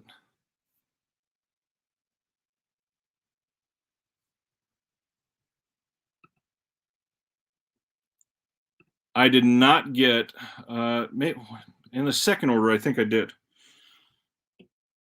I can't remember. I believe I did, Sardis, because when we were doing that first stream and you were giving me ideas, I'd already done my first order, and then you in particular had recommended quite a lot of good things, and I put in a second order, and I had to go back and watch my stream to see what you had said. So made me choose some things. I don't remember. It might have been out of stock by the time I went and got the second order. I'm not sure. John, you got to send me the link for that FP3. Jeff asked, do I have any of the Samuel Fuller sets from Indicator? I believe I do. Yeah. Here is one right here, and I believe this is the better. Do I have the second one? I don't think. Is there a second one, or is there only one? Oh, that's right. They put out one, and then they separated these into 2 sets, I believe, afterwards, right? For standard sets. This is one of their better sets, honestly. Everything that they have in here, first off, my God, look how much content is in here. It Happens in Hollywood, Adventure in Sahara, Power of the Press, Shockproof, Scandal Sheet, The Crimson Kimono, and Underworld USA. I mean, the shortest one is 57 minutes, but most of them are 80 and above. This is not only good, this is, I think, one of the better box sets that they've put out. If you are into that era of film, which from 37, the bulk of them are from 37 to 52, and a couple are later, this is definitely one of the better ones. John, I see you just sent me that link. Thank you for that. This is, as you can see, one of their earlier releases. This was just number 76 through 79, and just a really well put together set. Indicator truly is one of the best at doing these box sets like this. Really good art. Everything in here is just beautifully packaged, wonderfully put together. And let me see, I think for this one, I'd watched most of them. Some of these, I'm awful at some of the older titles that I tend to I tend to get mixed up in some of these older ones because a lot of them they just feel the same, and I never remember which is which. I believe Adventure in Sahara is the one that I appreciated from this one the most, and Shockproof might have been Scandal Sheet. I'd have to look at the actual uh, synopsis for those two. But yes, this is a surprisingly good box set. My favorite from them are the horror box sets, and probably at least the first William Castle set. And that's just for the box sets with multiple titles. For things like single title box sets, I really loved their road games, and Irreversible. I don't think is ever going to get a better release than that. They did a really good job with Irreversible. Oh, and Night of the Demon, obviously. What do I think about their first four in US next January? Honestly, a little underwhelmed. I wish that they would have gone for some more heavy hitters to start with the US, but I'm not going to complain at all that they are coming here. I am stoked that they are actually making that change. And it's working. 101 Films is coming over here. 88 Films has already started over here. I bring them on. The more, the merrier. Uh, we don't have anybody doing premium releases in the US, so I welcome anybody that wants to step over here. I wish we can get like Plain Archive to do some US releases.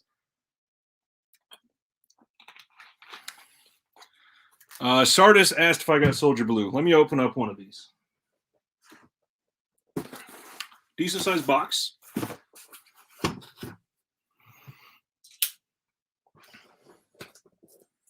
I don't know which is my first order, which is my second order. I just don't remember which one came, but oh, you know what? I think this was my first order. Of course, this isn't going to be the one that has Soldier Blue if I got it. I got in this one a lot of the Redemption titles, especially the Jean Rollin. But I did get, I'm so stoked that this was so cheap, the Buck Rogers Complete Collection, and this does come with the movie as well. Then Code Red title, The Devil's Wedding Night. This one looked pretty interesting. This one has some Transylvania ties, and this is directed by the same guy who did Beast and Heat from Severin. John, that's exactly how I feel. Indicator should have went with something like 88 Films did. 88 Films went with the title that gets a lot of information, a lot of eyes to it because it's that movie. And Indicator probably should have done something like that.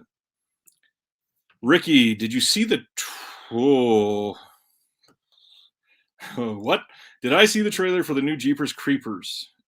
Oh God, it has a new director. Good that the franchise can step away from the controversy. However, first off, no, I had no idea they were making a Jeepers Creepers 4.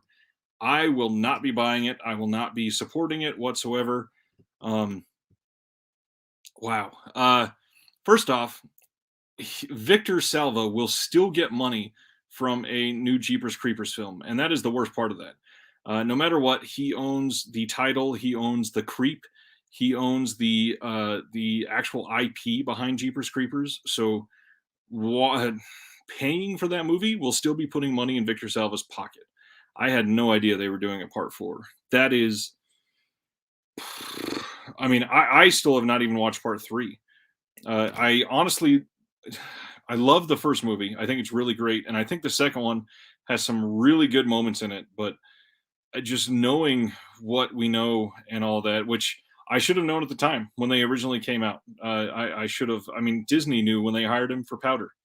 I should have known before those movies came out and not supported them. But here we are. Anyways, it's a reboot, not a direct sequel. While that's true, he is still going to get money for that IP. So it's probably not called Jeepers Creepers 4 then, I'd imagine. Then from Kino, I also got The Hills Run Red with Henry Silva and Thomas Hunter. This is one that a lot of people have recommended, and I don't think I've ever seen.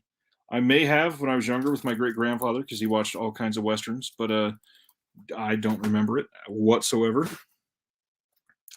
One of the redemption titles that sounded great, Trans Europe Express. This says a parody of the old new wave crime eroticism movies, which that's like a that's like a lineup of all of my favorite words back together. There is a can't speak again self-referential neo-noir thriller with heavy doses of sadomasochism from the mind of Alain Rob Grillet. On the train from Paris to Antwerp, a director and his production team hash out the plot of a crime movie. The story is enacted by Jean-Louis Trintignant, who plays Elias, a cocaine smuggler seduced by Eva, who may be working for a rival gang. But as the director keeps changing the story, Elias becomes lost in a labyrinth of false leads and shifting allegiances. This sounds great. Jeepers Creepers Reborn is their title they're going with. Oh, yikes. Mitchell might get more Jean Roland. Nice. If you are interested in Jean Roland, there is the Daughters of Darkness podcast with Kat Ellinger and brain fart again. Let me pull up. Unless John beats me, I believe he has listened to this one as well. Daughters of Darkness with Kat Ellinger and Sam Deegan. That is the other one. They have done a few episodes on Jean Roland and talked about a lot of his films. So if you're interested, they're literally just encyclopedias on cult films and really good stuff with Jean Roland on there. I got Serial Killer 1. This one, I don't think I'd ever even heard of, but it sounds like the exact type of movie when I say exact type of movie I love to watch.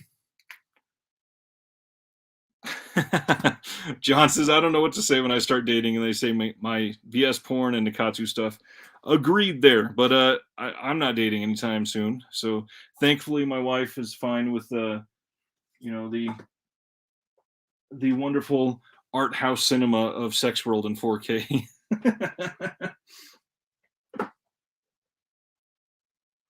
I've had a couple friends come over and go, really? But yes, from Redemption, a Pete Walker film. This one, I hate to say it, but because it was so cheap, this is one of those ones where I saw the cover and said, you know what, I got to do this. I got The Comeback, and this has Holly Palance is the only name I think I recognize in this. Or Jack Jones, obviously, is in this. He did the theme for The Love Boat. He plays a singer and who is haunted by the death of his estranged wife and led into a confrontation with the killer. Sounds good.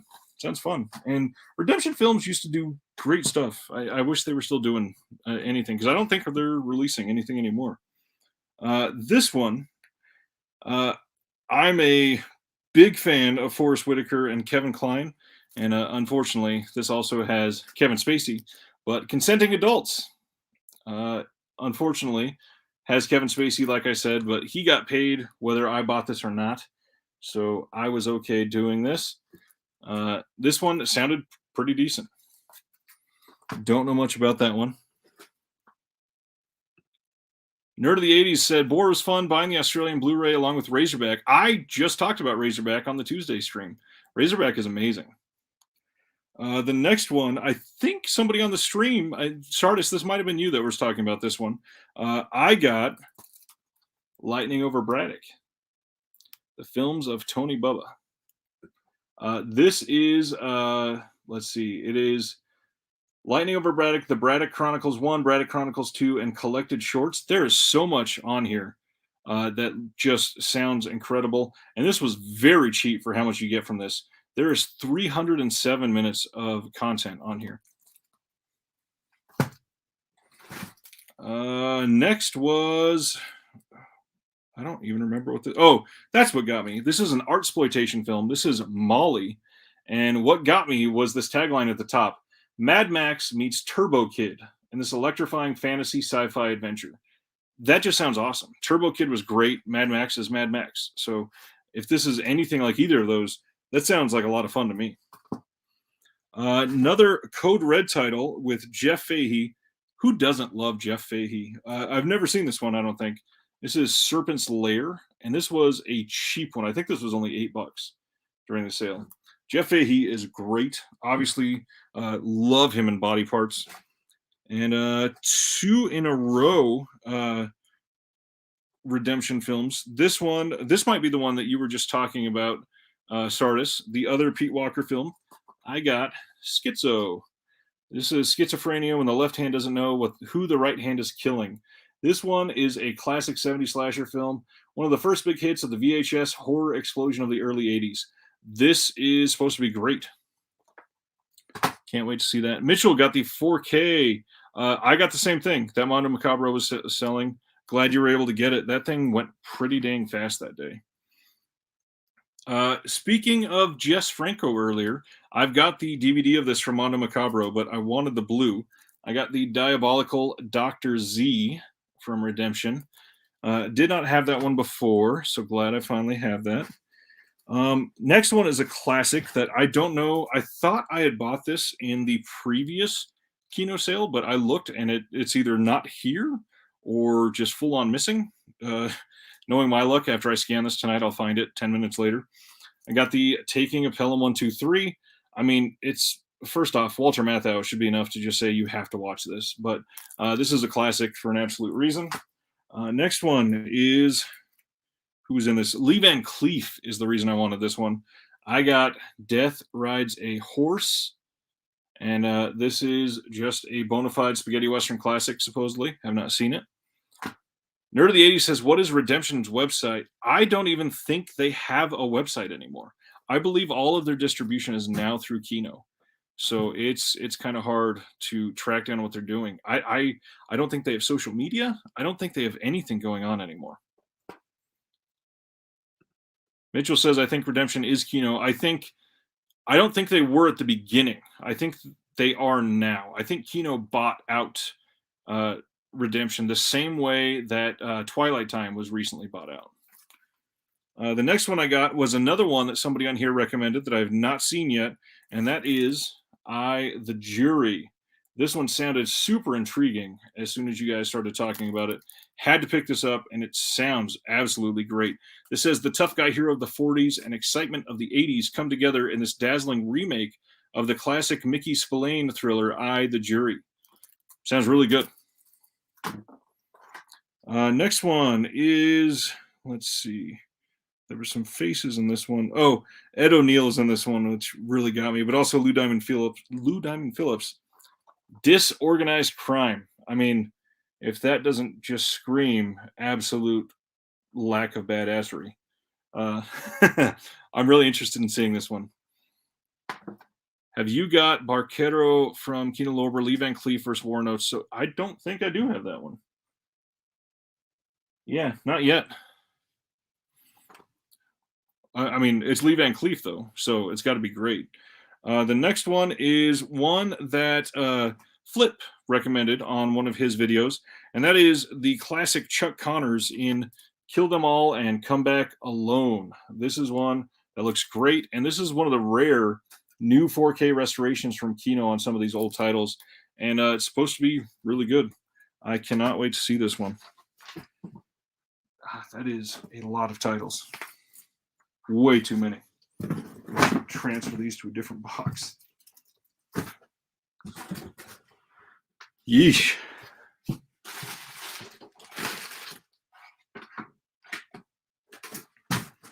All right. Are we sick of me yet? Should we open up the second box? Let's see. And Badman's Rivers and Kino Lorber Going Away Sale, another Van Cleef flick. I don't know if I have that one either. And I love Van Cleef. I'll have to take a look at that. I've not looked at their going away sale, I think, in probably like 6 months. I got to be honest. And that's one that they are adding to pretty consistently. Dave says sure, so maybe I'll keep going.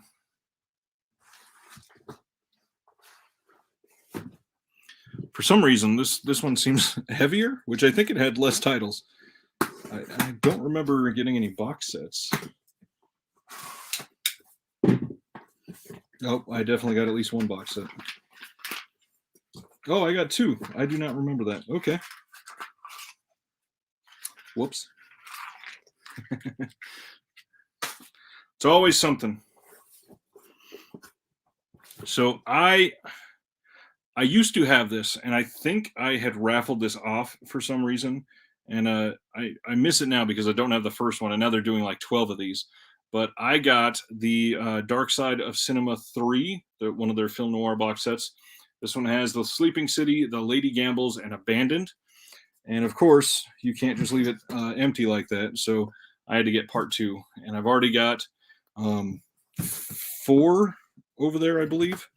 And I think I have 5 pre-ordered from Cinema Classics. If you have not been going through Cinema Classics, I highly suggest going to Cinema Classics. They are, well, I would suggest them if you are wanting your titles very early.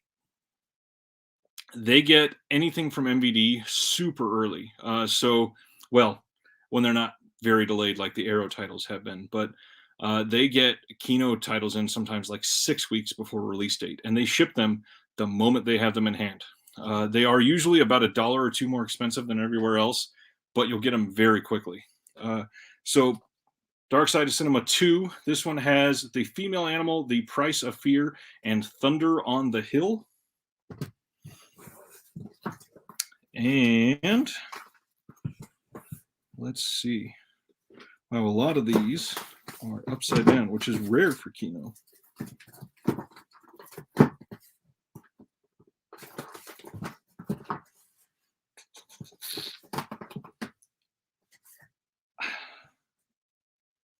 You know what, Sardis? I think I might have missed it the second time.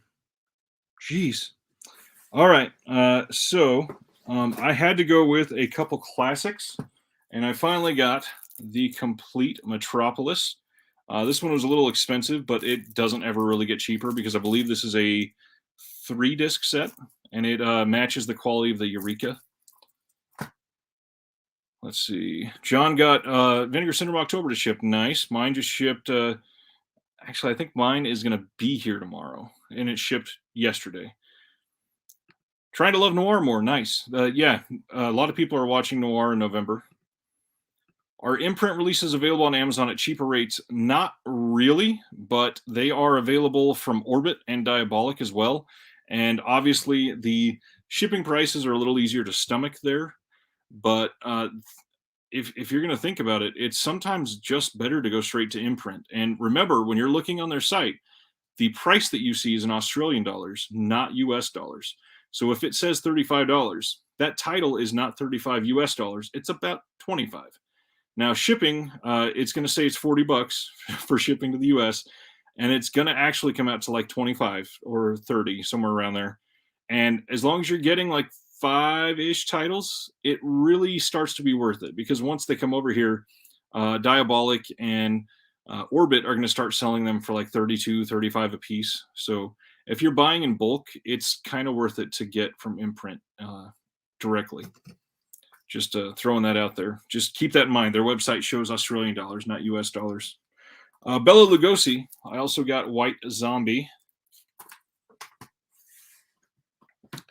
Another redemption title. This is one of Jean Roland. I got Dracula's Fiance.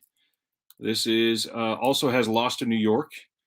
One of the things that intrigued me is I love masks, and that's a really good set there. It's a nice shot. Let's see. Ricky says, getting my Vinegar Syndrome and Indicator on Saturday. Indicator shipped yesterday. Indicator is crazy fast. Mitchell bought the region-free imprint release of Hammer House of Horror. That is an incredible release. Dave says, not a subscriber, but pre-ordered Flesh for Frank. Will they ship that before or wait till Black Friday sale in case of editions? It will wait. It does not release until the end of November. So nothing that is releasing in November will ship until after the sale is over, and then until your order is ready after that. Mitchell got Hammer House of Horror on Walmart. That's awesome. Yeah, Dave, there is zero chance that gets shipped before the sale. It is advertised on the site that it will come after the Black Friday sale. Another one from Jean Rollin. I got The Rape of the Vampire. And, trashy titles aside, this is one that Kat Ellinger and Sam Deegan did say is one of his better titles. Speaking of Jean Rollin, here is The Iron Rose. And a lot of his were not ever on sale previously. So when I saw them on sale this time, I had to get a bunch of these. And this one has, as you can see here at the bottom, an essay by Tim Lucas, which, if you're not following Tim Lucas on a lot of these boutique releases, you got to pay attention because he knows his stuff back to front and is crazy smart. Another Code Red that I got that has been intriguing since they announced it, I got JC, which is JC Preached Love and Lived Violence. And obviously the correlation here is Jesus Christ as a follower of or the leader of a motorcycle gang. Some motorcycle movies are great and some are just bad, but I've heard decent things about this one. Next one, I did not pre-order, and I'm glad I didn't because it was so nice to see it on sale already. I got Half Baked, and all the hate against Dave Chappelle right now just fueling the fire. This is a great film, so damn funny. Sardis got House of Whipcord. I think I already had that one. Let's see. I got another redemption here. This one, another Pete Walker film. This is Die Screaming Marianne with Susan George. And this one is a free-spirited hippie chick caught in a nightmarish plot to rob her of an inheritance. Pete Walker's done some really good stuff. Another one that's newer that I did not pre-order that I'm glad I didn't. I got Vince Vaughn and Joaquin Phoenix in Clay Pigeons. Oh, there you go. Mitchell just watched Killer Nun, and Kat Ellinger did the Nunsploitation video essay on it. She is so knowledgeable of everything. I got one from Raro Video through Kino that is directed by Massimo Dallamano, and that is The Secret of Dorian Gray. This is a classic 70s Italian film restored to its original splendor. It takes place in London, and a wealthy young man, Dorian Gray, is in love with an aspiring actress named Sybil, also in the process of getting his portrait painted by his ascot-wearing friend Basil. When the portrait is finished, Dorian complains that he will grow old while the painting will never change. On the same night, as if he has sold his soul to the devil, exchanging vanity for morality, he ends it with Sybil and accepts the seductive offer of a woman whose party he attends. This is a classic and one that gets talked about quite a lot, so I was really looking forward to seeing it. Another Jean Rollin. This is The Living Dead Girl. This is one that I was just trying to grab all the Jean Rollin, and this is another one where Tim Lucas does an essay on it, and it's got a 12-page booklet in here. Ricky says, best Code Red title I've bought is Simon, King of the Witches. Highly recommend to anyone who hasn't watched or bought. I will keep that in mind. I do not have that one. Best Code Red. I would say my best Code Red is probably either Savage Streets or Just Before Dawn. And obviously, sadly, those are probably two of their most mainstream titles, but I love Just Before Dawn. Talked about them this month quite a bit. I talked about that movie because we watched that earlier this month. And Savage Streets is just great, obviously. Have I ever ordered directly from Raro? Yes, and surprisingly, no issues. I don't know how. I had zero issues. Everything came in pretty quickly. I ordered during a 50% off sale. I got charged once. I got charged 50% off, and it came in pretty quick.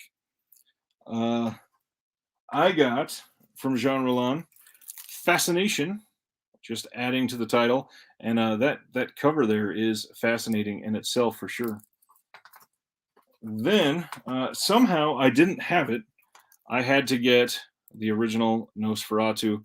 Again, this one was pretty expensive, but I think this is either a 2 or 3 disc set. And my wife has never seen this one, so we will be watching that one soon. And then the last one that I got is, I don't speak French, but I believe when this is translated, that I believe translates to rape me or kiss me. Those are very different words, obviously. I can't remember which is which, but it says the shocking French thriller tells the story of two young women who go on a violent spree against a society in which they feel marginalized. One of them, Manu, is brutally raped by a group of savage thugs. The other, Nadine, sells her body but refuses to give up her soul. Chance unites them, and together they decide to alter their destinies.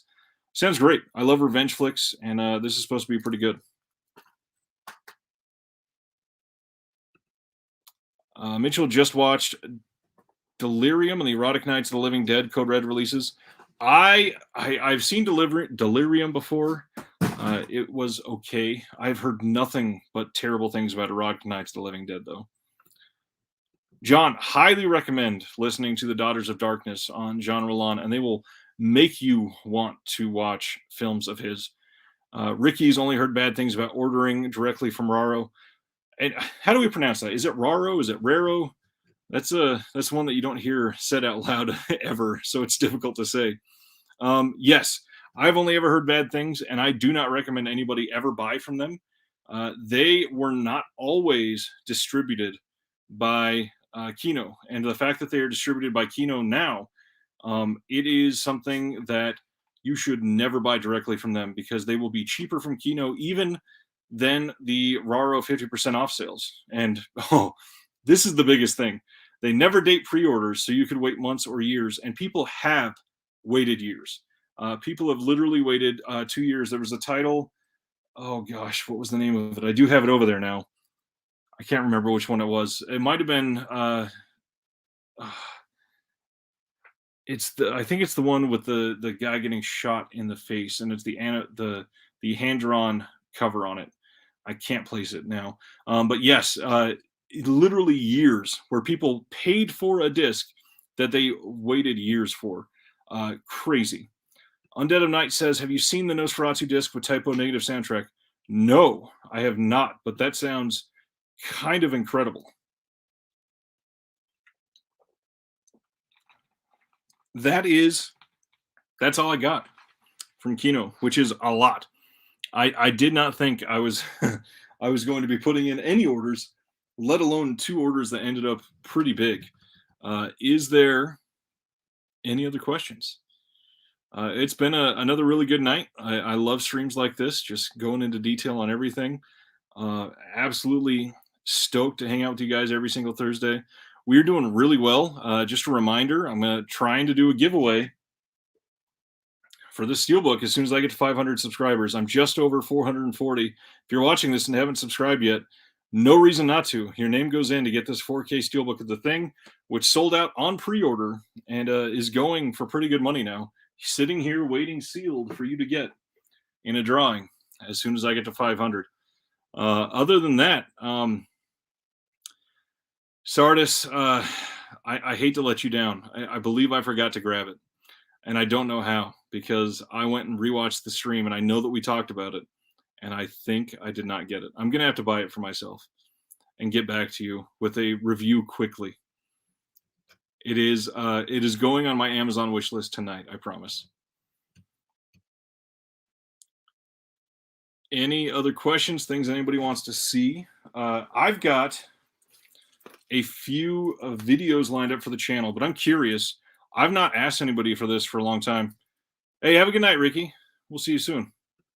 I've not asked anybody this for a long time. Is there, you've seen the type of videos that I do and that I like to do. Is there any certain video that you think that you'd like to see made by me?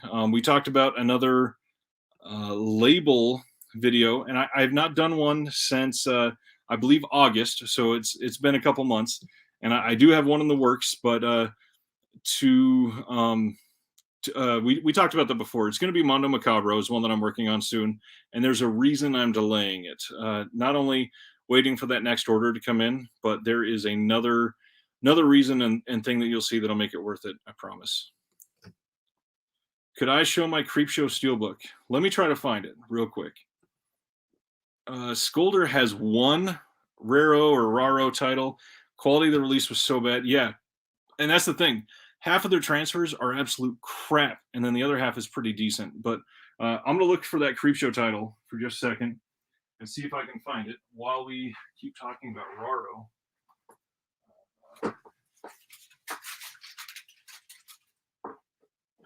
what's sad is I was digging through here the other day to find some other releases for the watch list, and I didn't see Creepshow then.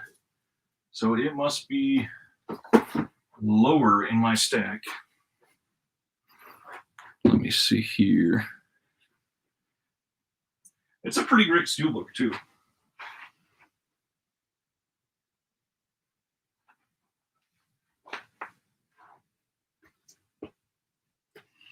Just a reminder for anybody that wasn't on here earlier, since I can talk and I'm wearing my headset still.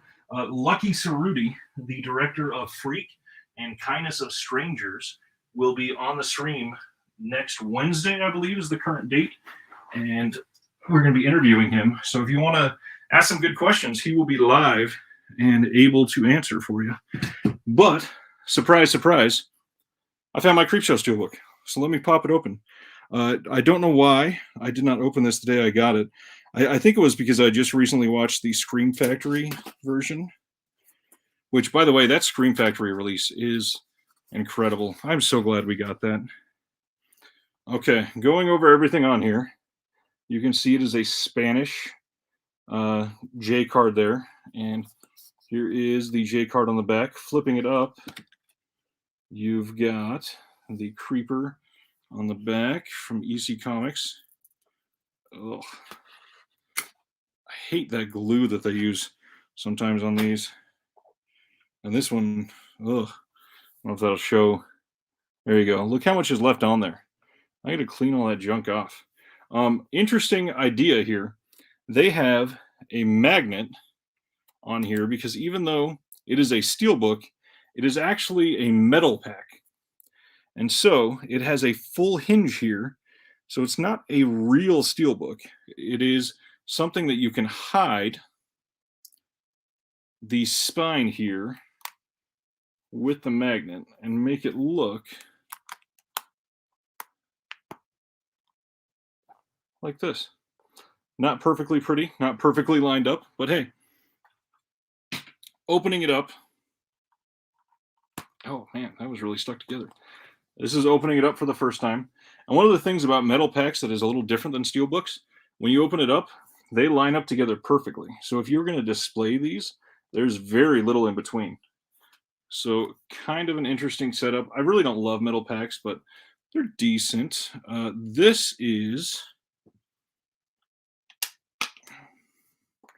what it looks like on the inside. Full EC Comics art on everything. We do have Creepshow art on the disc. And as you can see, it is a pressed disc, not burned. And it did come with these postcards. We've got Creep at the Window and that one. And these are surprisingly flimsy for postcards. We've got the birthday cake. And I'm going to save that one for last because it's my favorite. We've got Leslie Nielsen there and the pit at the top. I kind of like how they did two pictures on these. And then we've got this. And then, of course, the crate. And then I saved my favorite for last. And this is one that always, for obvious reasons I'm about to share, has been a close one for me. And I'm sad. The company I showed off earlier, Creepy Co., they put out a jacket from the other short, which is the Stephen King short. Stephen King's name in this short is Jordy Verrill. My last name is Verrill. We have the exact same last name, and it's not a common last name. So it always shocked me that we share the same name from that short. I love it though, and yeah, Creepy Co. put out a really nice track jacket from that short that had his name on it and everything. It was really nice. Unfortunately, they didn't carry them in my size because I'm a goddamn giant. So I was really sad, but really wanted it. See if I can get this crazy spine magnet on here. This is so odd. Doesn't even line up fully. Man, that's a weird one. That's a confusing release. All right, I'm glad I found that Creepshow steelbook for you. Yes, Jeff, Meteor Shit. It's perfect. I love that short so much. Stephen King really did great. He is not a great actor, but man, he really did great in that short. And it was cheap. Undead. When I first found that, it was like 28 bucks, and it is direct from Spain. It was an actual release in Spain. As far as I can tell, it was not one of their bootlegged releases. Spain is notorious for bootlegs because of their super lax laws over there. Sardis says, I would love to hear more of your beginning to the world of collecting physical media and how you approach your viewing exploration wise. That is a very deep question. As far as collecting physical media, I was a kid that grew up in a very VHS heavy house. We had like a lot for the time. We probably had like 50-ish movies, and some of them were the big ones, like the two VHS release of Titanic or Casino, stuff like that that I grew up on. One of my biggest ones was Jurassic Park. That VHS was worn down to nothing. It had tracking issues like crazy because I watched it so much. Um, so I always loved physical media when I was younger. I every single Friday night, one of our very rare family traditions that I actually enjoyed because family life wasn't great growing up, was I would go to rent movies all the time. Um, when we first moved to the town that I consider where I grew up, we lived not even a quarter of a block away from like a local mom and pop video store, and it was great. It was small. It was called VJ's Video, and it had pretty much everything at the time that was mainstream. I grew up in a very small town, so we didn't get a lot of the lesser known titles, and that's going to lead into what I'm going to talk about in just a minute. But growing up, I saw a lot of the mainstream movies. I saw the Psycho, I saw the Jurassic Park, I saw Jaws too many times. I saw Carrie, Halloween. I saw the first few Halloweens. I saw like Leprechaun and those types of films, and then obviously like the dramas that came out like Sense and Sensibility and all of that type of shit that they would get. But it wasn't until years later when I realized like that was that was the least specialized type of film that we were getting. We moved to another spot in our small town, closer to the opposite video store on the other side of town that had a few more of the rarer titles and much more obscure titles. And so then I started to branch out in some of like the unheard of sequels from some of these other movies that I'd watched, or uh, things that were starting to come up that were a little more independent at the time. This is where I first started seeing some of my original art house type films. Not very many of them. My parents were not uh, my parents were not smart. They did not appreciate a lot of art for art's sake. They were very popcorn flick heavy people, and nothing wrong with that. I'm not putting them down at all. They just did not understand a lot of the other stuff. So it took me growing up and appreciating some of those first ones that I watched to want to branch out more. And one of the first things that did it for me is I started collecting CDs. I was the shit because in seventh grade I got a Walkman that wouldn't skip, and I absolutely had to carry around, a little binder of 12 discs to school every day. And even though it said it wouldn't skip, that bastard would still skip every single time I rode the bus home. And I just started collecting CDs like nobody's business. I used to be the youngest member of the BMG Music Club. The whole buy 12 discs for 1 penny, only have to buy 4 more this year. And I joined that probably 6 or 7 times, exploited the hell out of that, loved some of the stuff I got. And then when I turned 17, I moved out of my parents' house on my own, and I started volunteering with a radio station. And I dove deep into the music industry. I was friends with bands. I I went to as many shows as I possibly could. I wanted to be in a band. I bought a guitar. I taught myself how to play. I played in a church band for a while. till I realized I was awful and I was never going to be good enough. I started hosting shows. I started trying to get bands to come play in our tiny town. I went and helped with music videos. I've been in, oh gosh, I think I've been in two or three music videos, and I've helped location scout for a music video, and I've done some other stuff for some live videos. And then after that, I just continued to every single Tuesday. I would go to Best Buy and buy literally every single CD that came out that I wanted to. I was supporting everything at that time. I was huge into the music industry. Again, I made friends with bands. I had bands come stay at my house after shows, and it was fantastic. I was, 18, 19, living by myself, renting a tiny house, and having a band with 8 members come stay in my little tiny one-bedroom apartment, basically. It was an odd time of my life for sure. And after that, I got married and I had to figure out what to do with my life. And we decided to move to Kansas City.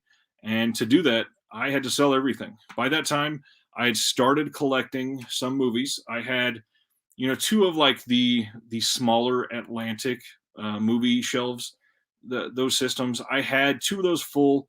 And to move out here, I sold all of my musical instruments. By that time, I had bought a full drum set, a guitar, a bass guitar. I owned a few other random small things. Sold them all to be able to move here. Sold almost all of my movies.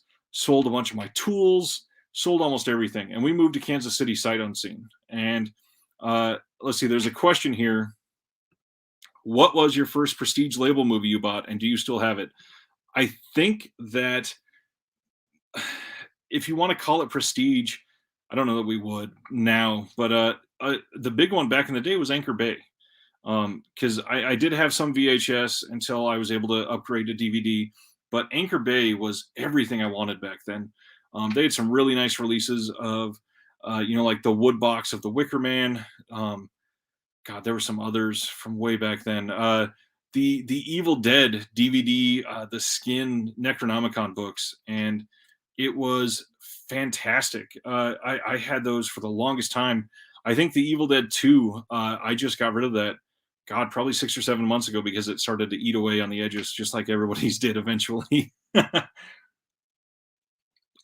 But we moved out here to Kansas City, and after that was in 2013, and then about, oh gosh, a year or two after that, I think there was an Amazon flash deal for a Criterion release that was supposed to be like $94 originally, and they accidentally sold it for like 40.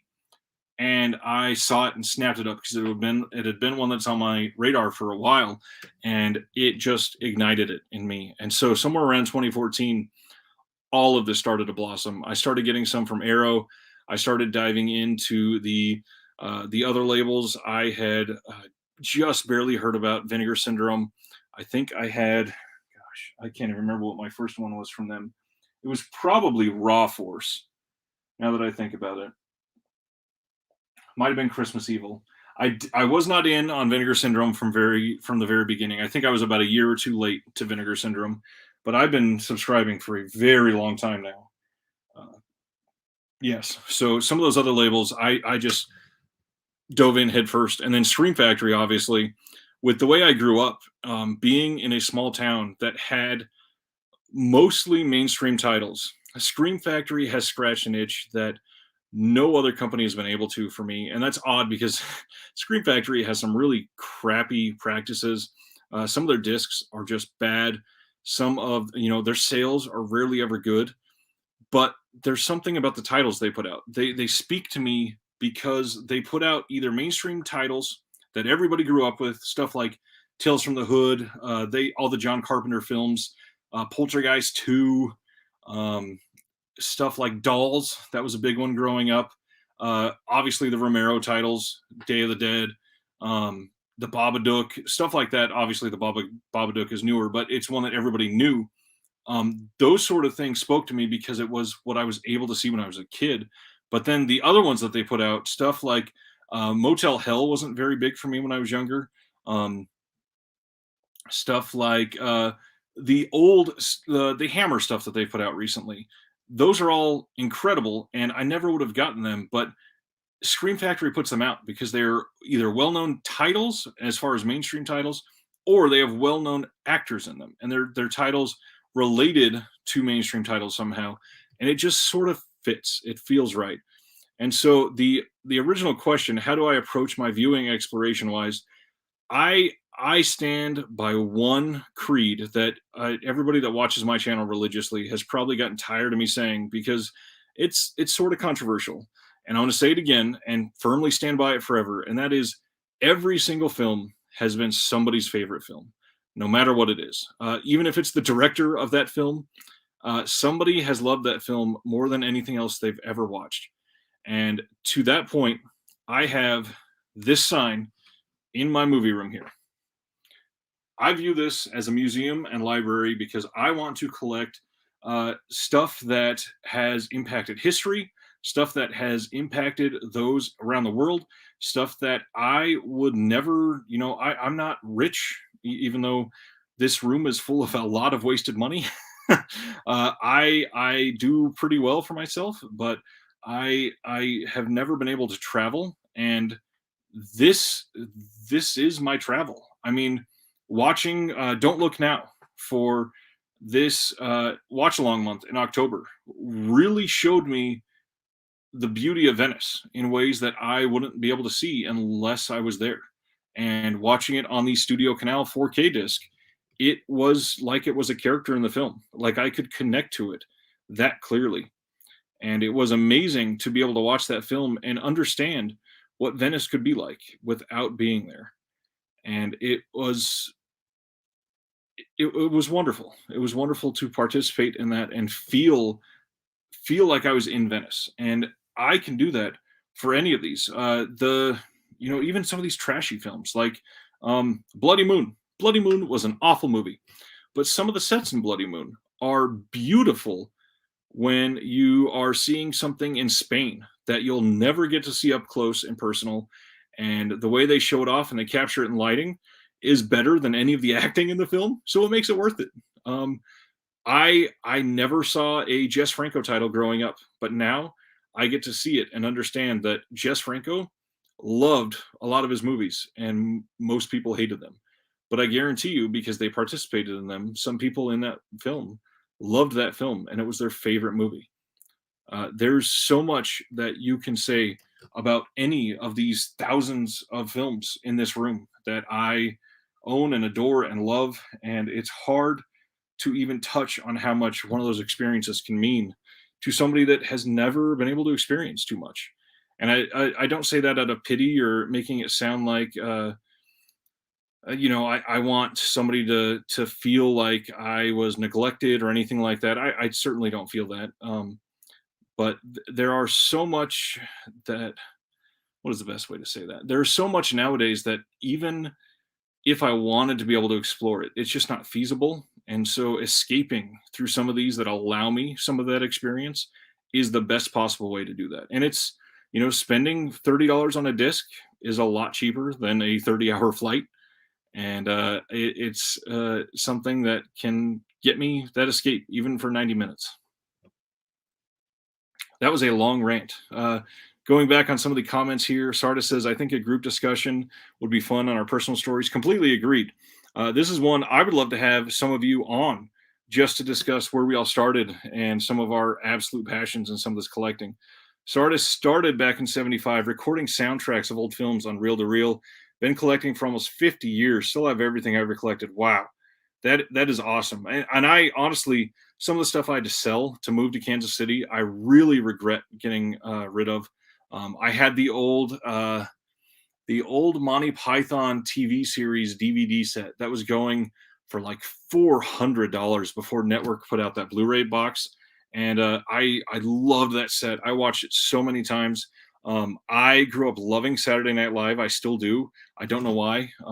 I know some of it is trash, but it's just something I connected with. And I had all of those from the early 2000s, late 90s, those best of SNL discs with Will Ferrell and Chris Kattan and Christopher Walken and all of those that they released. There was like 40 of those discs. I had every single one, and I sold all of them. And now most of them you can't ever find in good condition. And God, I miss those. Those were really great.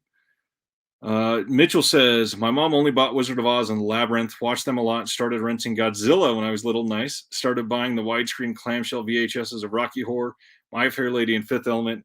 I mean, those are great to go together with, especially My Fair Lady thrown in there. It's really cool. I had a chance, sadly, to go see Rocky Horror live tomorrow for a live production here in Kansas City.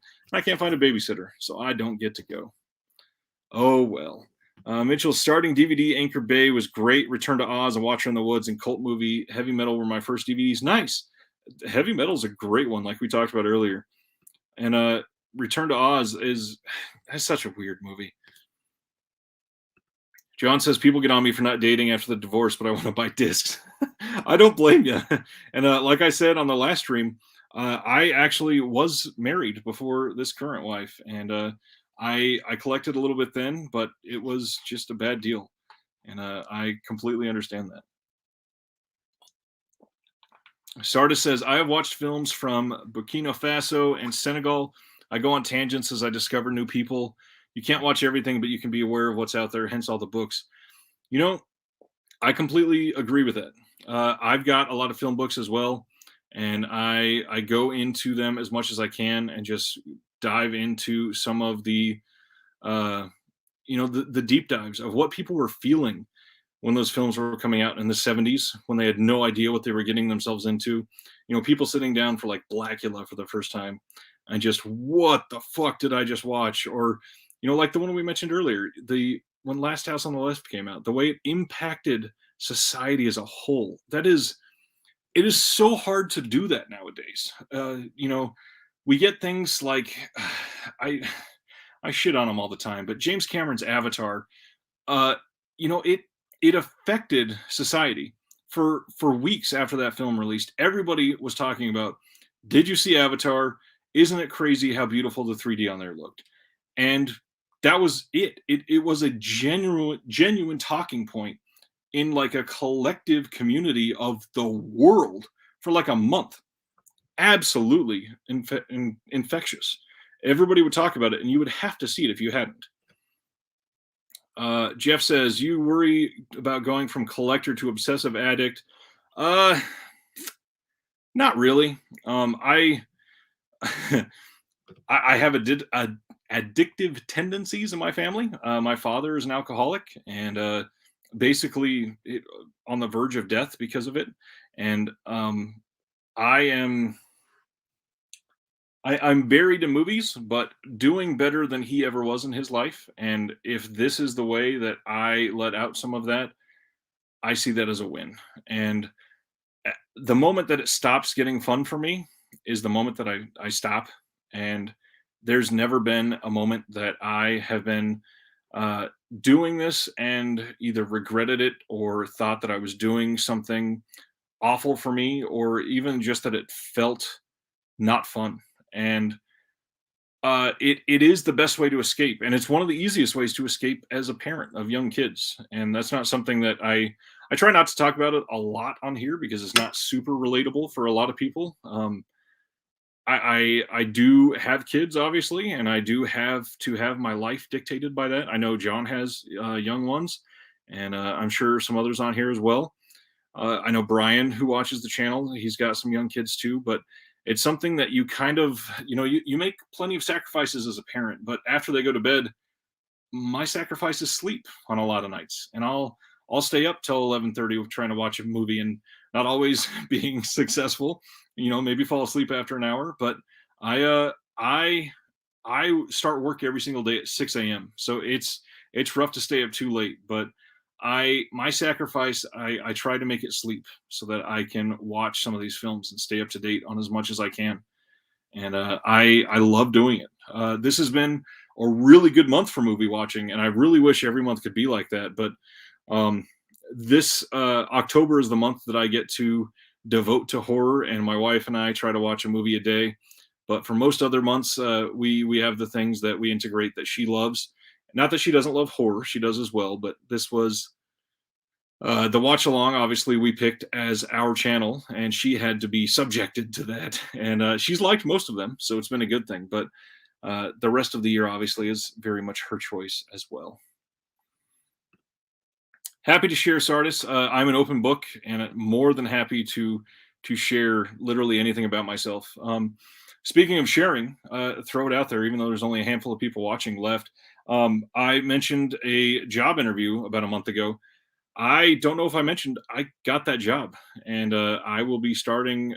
It's a genuine promotion on November 21st is a Sunday, so that's like the pay period that it starts. My first day will be the day after, be the 22nd, and I don't know if it's going to impact anything on the channel. I don't think it will because I'm still very much loving the community we have and everything we're doing. Just throwing it out there. It's kind of a big deal, and I'm going just to throw out. I'm super vulnerable. I allow myself to share a lot with the community, with everybody. I've always um, struggled with imposter syndrome. I am sincerely waiting for them to call me back and say, "Hey, we realized we were just fucking with you. You don't deserve the new job." And my wife and everybody else keeps saying, "No, of course you absolutely deserve it." But it's just, growing up with parents that were abusive, it is difficult to find that self confidence. And for those, I don't remember how much I've shared on here yet, but I'm actually a federal government officer, and it's very rare to get opportunities to move up to where I am. Thanks for all the congrats, everybody. Appreciate that. Um, it's 2010. I started with the federal government in September, so literally last month was my 11-year anniversary. And I don't know how many people know about the government pay scale, but I started as a GS3, which is basically like the peon of all peons in the government. Even though it's a three, not a one, they don't really do ones or twos in most agencies anymore.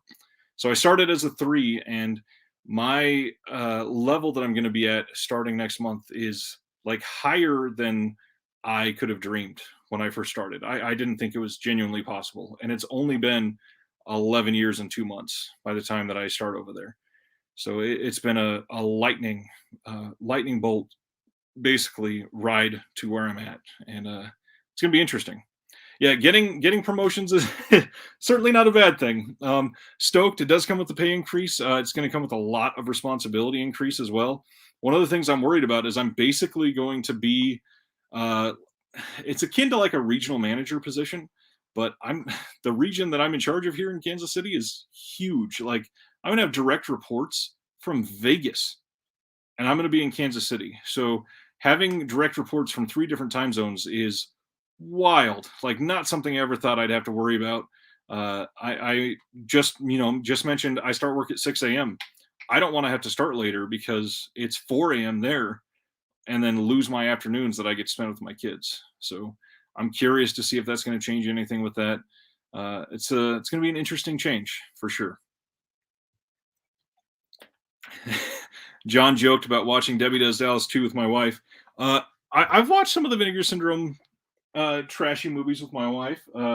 We watched what is that Roberta Finley movie? Uh, Dang it, can't think of the title right now. I think that was the last one we watched. It was, yeah, she didn't like that movie. It was pretty bad. Uh, Anyways, yeah, any questions on anything like that, I am more than happy to answer. It's been wild. Yeah, that Puppet Master set. I'd take it down, but it's kind of surrounded by everything right now. It's really nice, signed on the back by Charles Band. This whole, if you watched my video tour, this whole shelf up here, I love the top of this thing.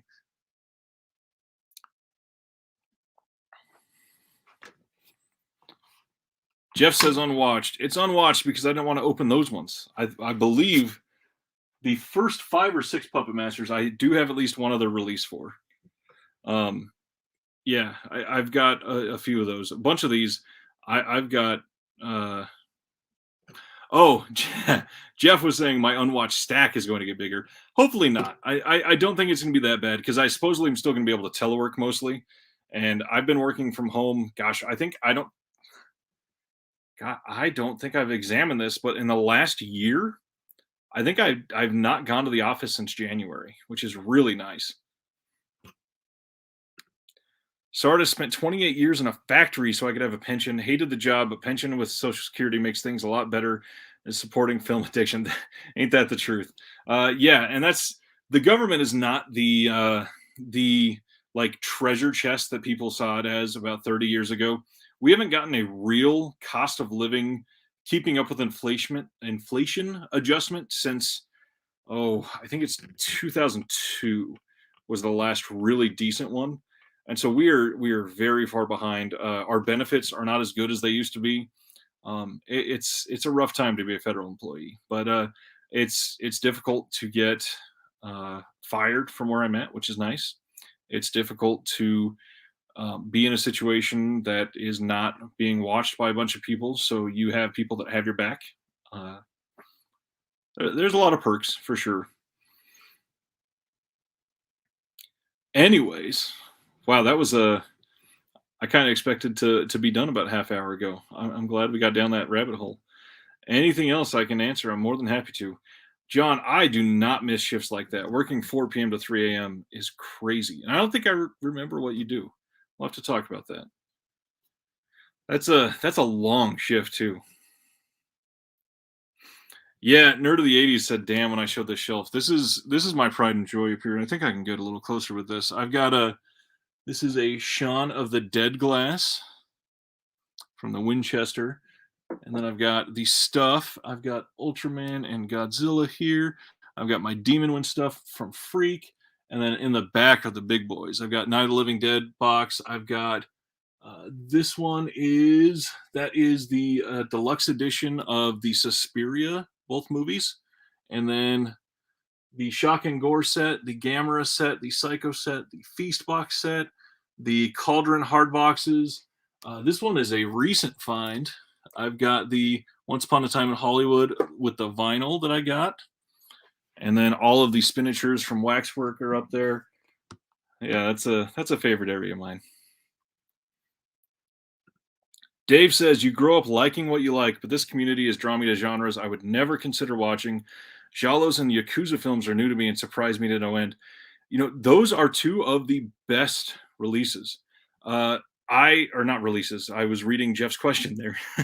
Those are two of my favorite genres because no matter what, like Jalos are some of the most tropes filled films, but no matter what, there's always something unique about almost all of them. There's a couple that are simply by the books, but most of them have something that are just wow. I've never seen something like this in a film. You go from watching, uh, the uh, Fulci to watching Bava to watching Lenzi, and every single one completely different feeling, completely different tone, completely different style, different shots, everything in there. It's just beautiful. John has been at UPS for 22 years. Damn. Congrats, man. That is a lot.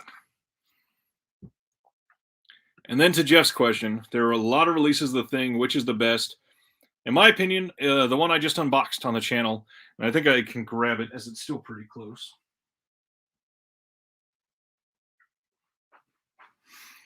This universal release in the UK of the thing that just came out, this has everything in it. 4K box, has the Blu-ray, and it also has the 2011 prequel, which a lot of people don't love, but I think it's worth watching at least. And it also has the soundtrack, the Ennio Morricone from The Thing. And again, 4K. It's the best it's ever looked. It is about expanding your viewing. Nothing better than discovering something sucks you into another direction. Absolutely. I do that all the time. I'll watch something. Uh, Big example this year. I've never adored spaghetti westerns. I grew up watching a lot of them with my great grandfather, and obviously, looking back, I should have appreciated them more, but hated them just because of how boring they were at the time. And I watched Django this year, and Django was magnificent, and it turned me on to so many things that I just wanted to dive into and pour over and completely consume top to bottom because Django was such a well-made movie. Now, granted, none of them have really lived up to Django, but at least I appreciate them more, and I'm glad to have watched them. Nerd says, I'm more of a martial arts and mafia film head. I'm diving in different genres. Mafia films are great. And because of how similar they are to other things, mafia films basically lead into things like Yakuza films and full on crime films. And then that leads into something that is like investigatory crime and something like Zodiac. Zodiac is one of my favorite films of all time. So it's real easy to go and find the branches of the film tree that you weave yourself into and say, I started with something like Scarface, and I ended up with Zodiac, or after Zodiac, I watched Nightcrawler, something like that with Jake Gyllenhaal from Zodiac, and just loved it. So, yeah, I love tracking those branches, see what comes out at the very end, and gives you a leaf to be able to blossom your appreciation for another film. All right. Unless there's any more major questions, I think we're going to call it a night, everybody. It is getting late, and again, I got to start at 6 a.m. and I'm still hoping to watch a film tonight. I'm probably not going to be able to. I am exhausted. Uh, if there's nothing else, I will say as usual, appreciate what you watch. Find some sort of passion in every single film that you watched. There is some trash films out there, and no matter what, there is something to appreciate, whether it be cinematography, practical effects, acting, the plot, something about it. Just remember, every single film has been somebody's favorite film. And as I have tried to say from the beginning of all this to the end, from one collector to all of you, hope you all have a good night. We'll talk next week. See ya.